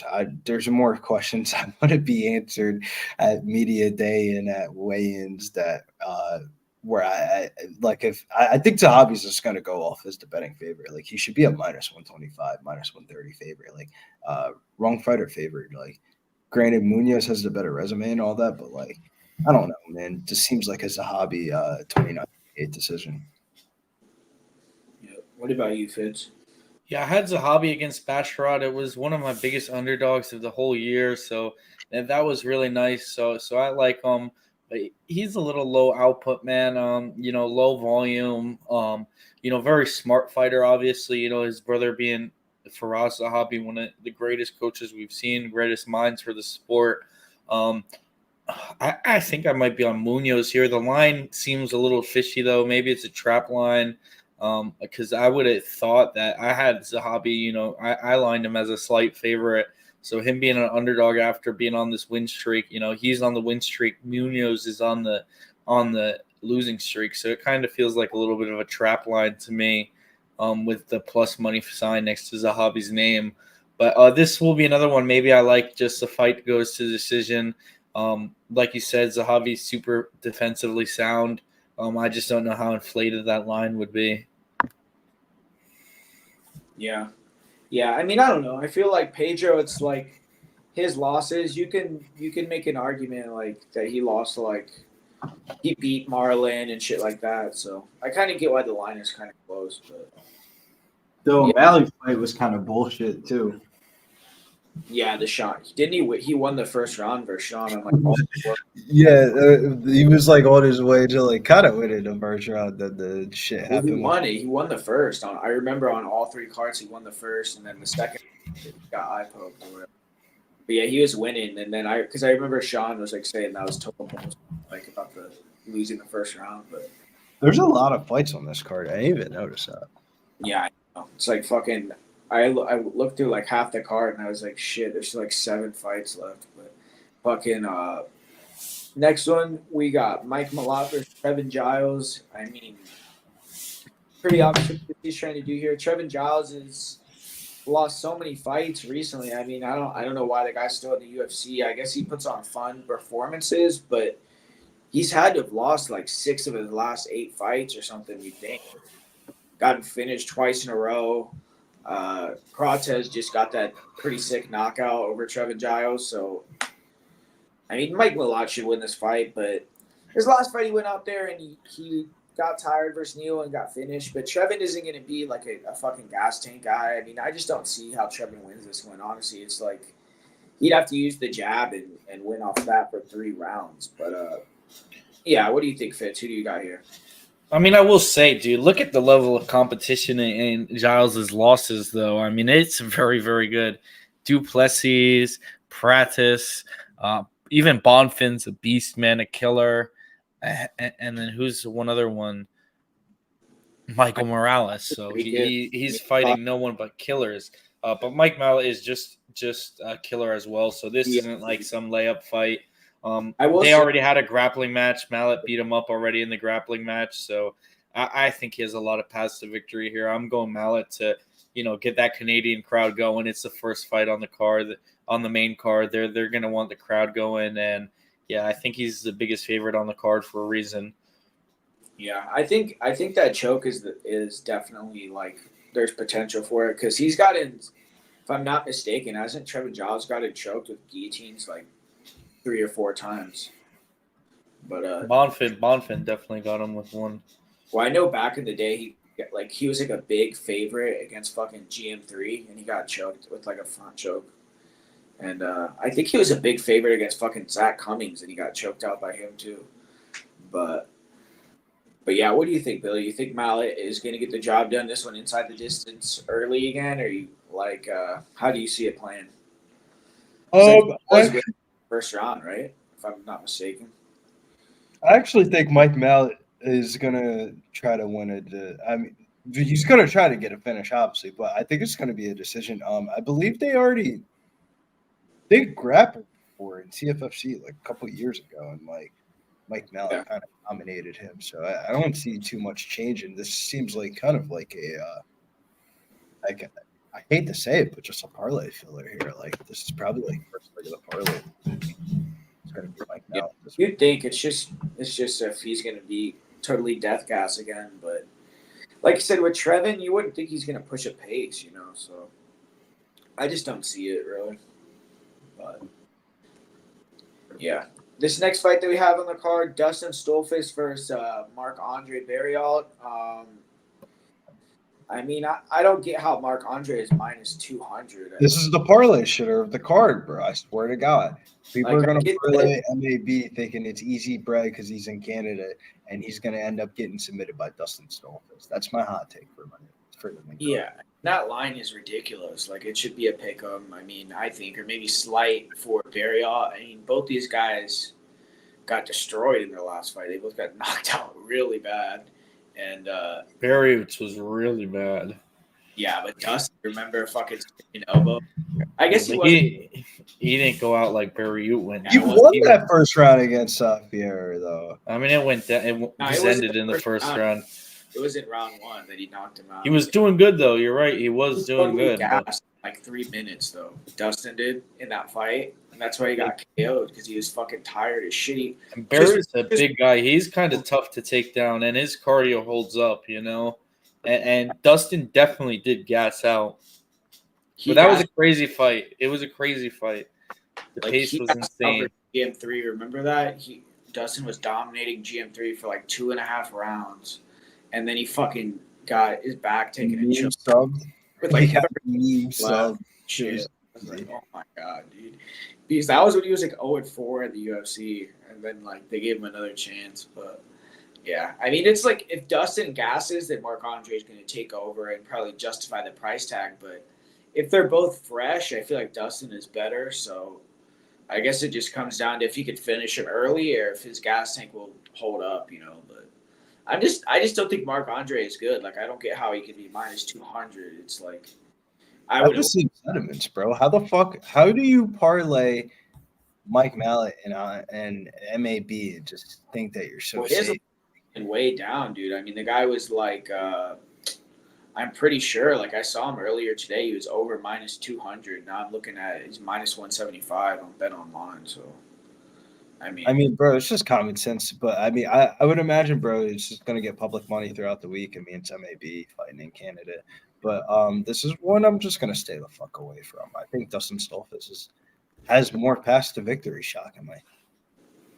Yeah, Dustin's like hit or miss. Like he looked really good when he fought Puna, and then he looks shitty in other fights. So we'll see what he looks like. But yeah, next one, Kyle Machado versus Brenton Ribeiro. I mean, why the fuck is this high on the court? Yeah, horrible fight. I mean, I guess Machado's the only heavyweight from Canada, like in the UFC. So maybe that's why. But he's from Canada.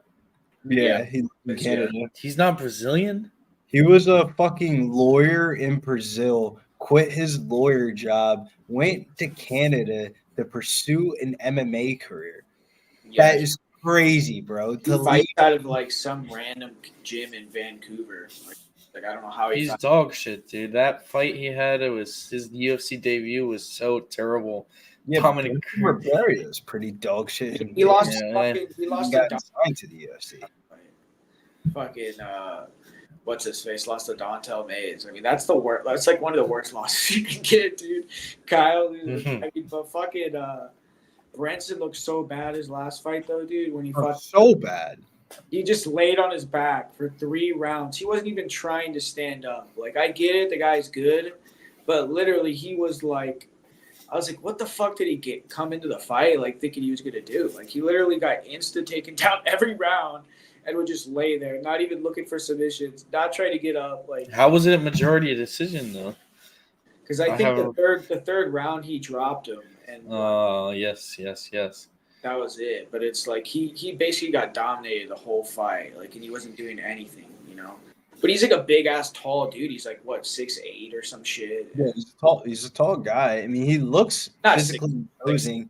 And then you watch 3 of his fights, and you're like, this dude fucking sucks. Like, that's the best thing. Machado at minus 155 is kind of crazy. He's 0-2 in the UFC. Yeah, but how can you even bet a total on this fight? I wouldn't even feel comfortable taking on there. I think Machado wins by decision.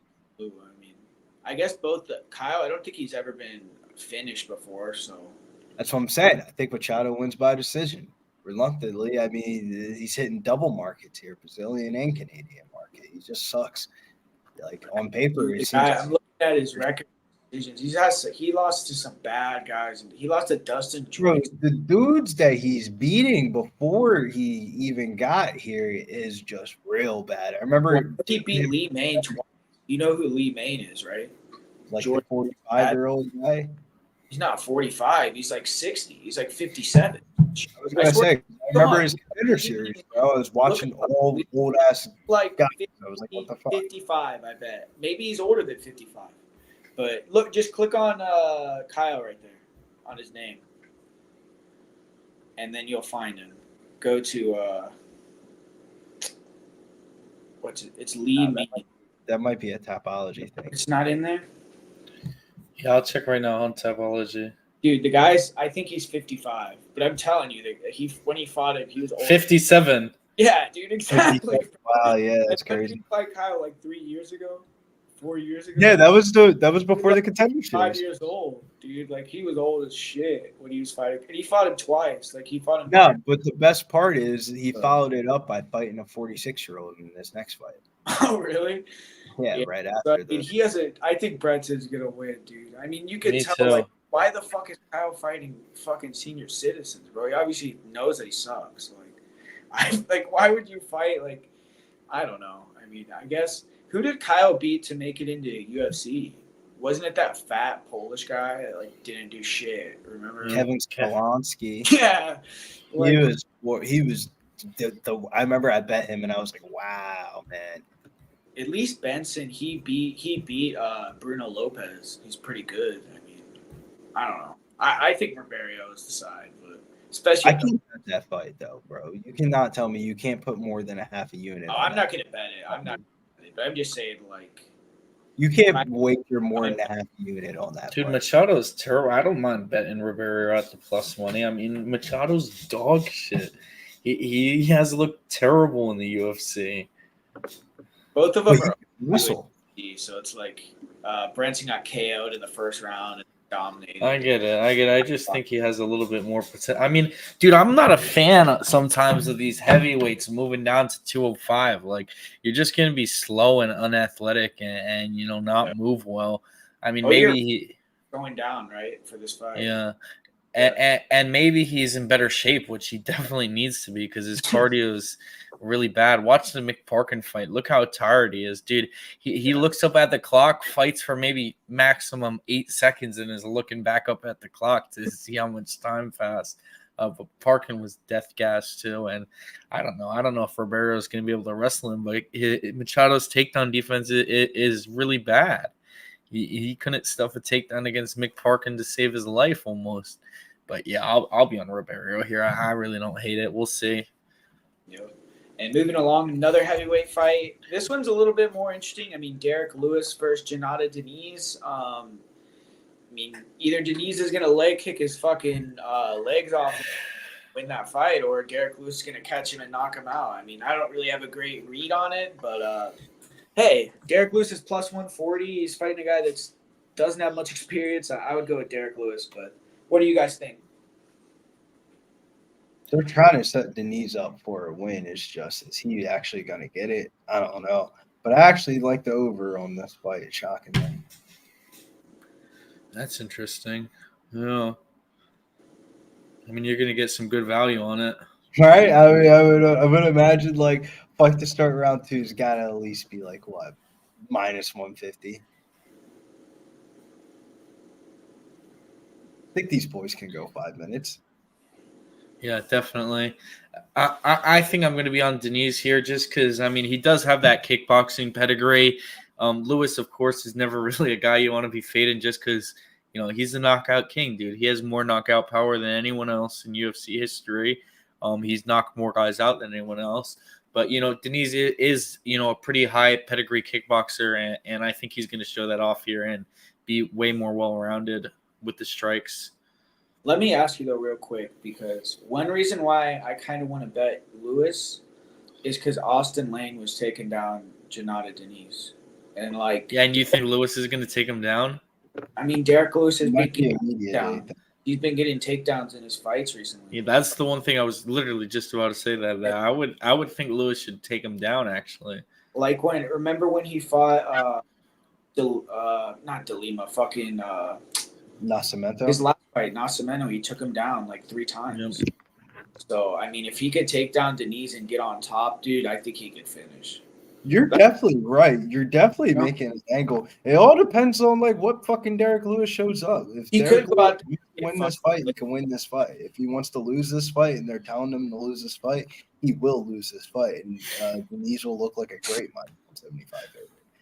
Well, it's like, dude, it's like Deniz is – how many fights does the guy have? Like, bro, they were not happy with Derek Lewis after that last fight that he had. Because remember, it was the main event, and Dana was pretty pissed off after the thing. Like, they could just be giving him a fuck fight here. Well, He won his last fight though versus Rodrigo. No, but Dana was not happy with the performance. Remember, it was a main event. I don't remember. He got the knockout. He got the knockout, but it was not. He didn't do shit for like the first 7.5 minutes of the fight, and it was like super low volume. And Dana, I know the fight with fucking Almeida. That fight was horrible. I mean, that was when I'm Johnson. telling you, man, Derek Lewis. I don't know, man. I wouldn't say falling out of favor, but they're he ain't getting the same rub that he once was.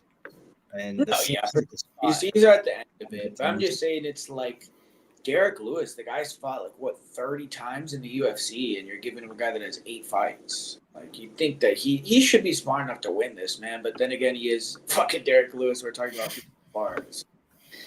Well, I don't know, but I feel like he'll win this one. But yeah, 40 in 3 months. That's true. I mean, the guy's a little older, but the thing is, like heavyweight at 40 isn't super old to me. 40's like 30 in heavyweight. Yeah, and Denise, how old? He's probably not young either. I mean, I don't know how old he is at all, though. I couldn't even guess. 33. Oh, so he's actually kind of young for heavyweight.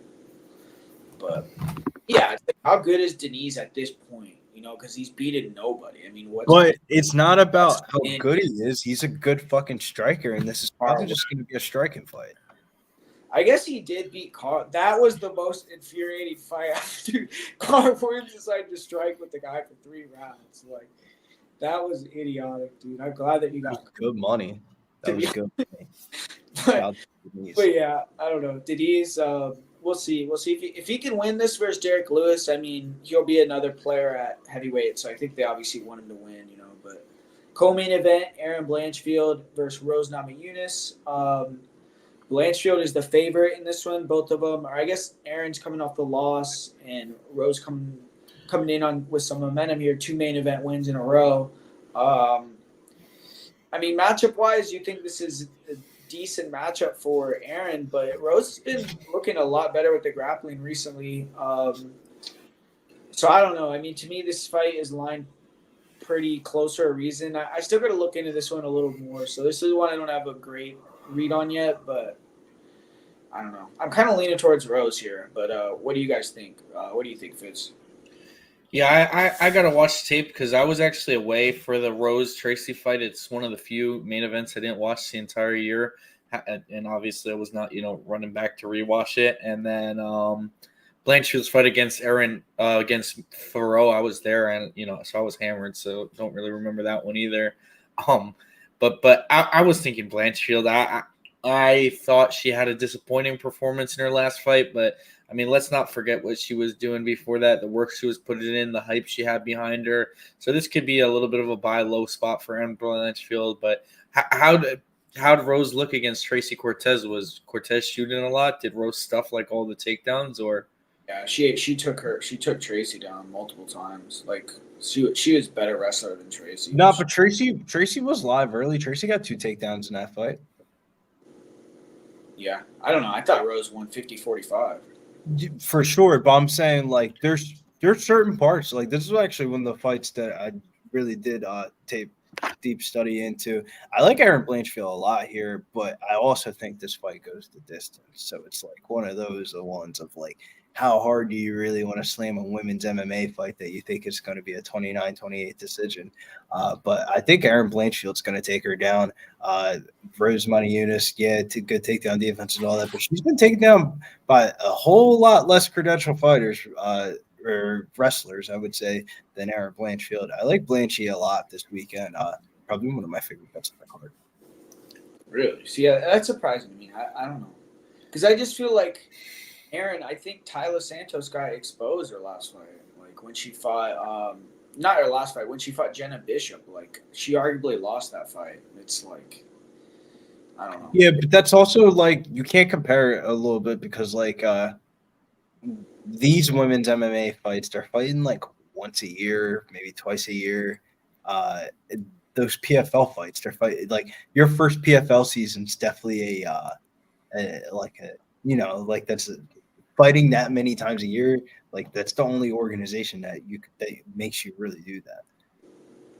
Yeah, maybe. I don't know. I just feel I liked Aaron Blanchfield a lot before her last fight.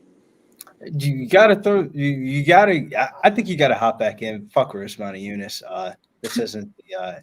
This is the public underdog of the week that people are all gonna love. Rosemont Eunice plus money. They remember the times they had. She has a good ROI as an underdog. Shit, she won the fucking belt as an underdog. Man, Yeah, every time. yeah. So give me Aaron Blanchfield. Yeah, I don't know. I might end up. Funny story, real quick, dude. At that AC card, I'm sitting right in front of Blanchfield's whole family, dude. Like all her cousins, her aunts, her uncles. I'm hammered the whole fight. I'm talking to them. They were real cool, awesome people. But I'm like, oh, she's winning, dude. She's doing good. I was watching a completely different fight, dude. They read out the scorecards 50, 50, 45. I was like, oh, it's got to be us. It's got to be us. She was just hugging her against the cage. Like, it was like, but it's just Aaron. It's like on the feet, how big of a gap on the feet. I mean, but we're gonna find out. I guess we'll see. Aaron Blanchfield. She hasn't fought in a while too since that fight. She's taken some time off, so I don't know how that's gonna affect her either. But main event time: Amir Albazi versus Brandon Moreno, and I actually thought this was gonna be closer to a pick'em. I mean, they got Moreno at a decent sized favorite here. Albazi. He's coming off a knee injury and, an arguable loss. And even though he got the win versus Kai, I think most people thought he didn't deserve that one. And Moreno's done good, like, against this style. Like, he got that draw that he should have got the win when he fought the that Def Daggy guy. Who left. Asu? No. Yeah, who's a beast. I mean, that guy has, like, great wrestling. He beat fucking Pantoja, that guy. So, but yeah, Albazi obviously on the feet. I don't know if he's going to be able to win like long minutes. I just don't think he has a lot of volume. Moreno is pretty good stand up, but Moreno might be done too, man. I mean, you look at him, it doesn't seem like he's in great shape. Like for the fight, I was like looking at his pictures. Facts, bro. I peeped that too. He's definitely he ain't taking the same shit that he was when he was the champion. Yeah, it's like he looks kind of chunky, like, so it's like maybe he might be on the other end of it. I mean, the guy's had like 5 title fights at this point. He's probably racked out, made a lot of money. I mean, so yeah, I'll be playing with fucking Legos. Yeah, I mean, and his last fight, I thought he looked like shit too. Versus Brandon Royval, I thought that was like, even though Royval, that's a close. Sold the bag. It was close, and that's at elevation. Maybe I get it. It's in Mexico. He's Mexican, but that's that elevation too. Against Brandon Royval.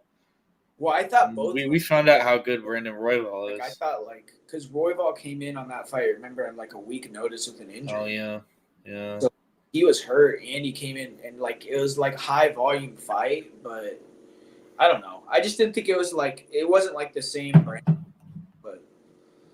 Maybe he'll bounce back. It's like he took time off after that fight because he said he was like feeling off, I think. So, I mean, you guys. I like Amir Albazi, bro, at this spot, man. I think this is one of the better underdog plays of the card, man. Is Amir Albazi this weekend? I just gotta make sure I check some shit out for it, but Brandon Moreno shouldn't be minus 165 in this fight at all. Like Brandon Moreno, I definitely feels like he's on the back end of his career and he's about to be toast. Like I feel Albazi could definitely win this fight. Like it's not going to be one of those cigar type of fights where you're sitting back and it's fucking Khamzat Chimaev toasting Robert Whittaker.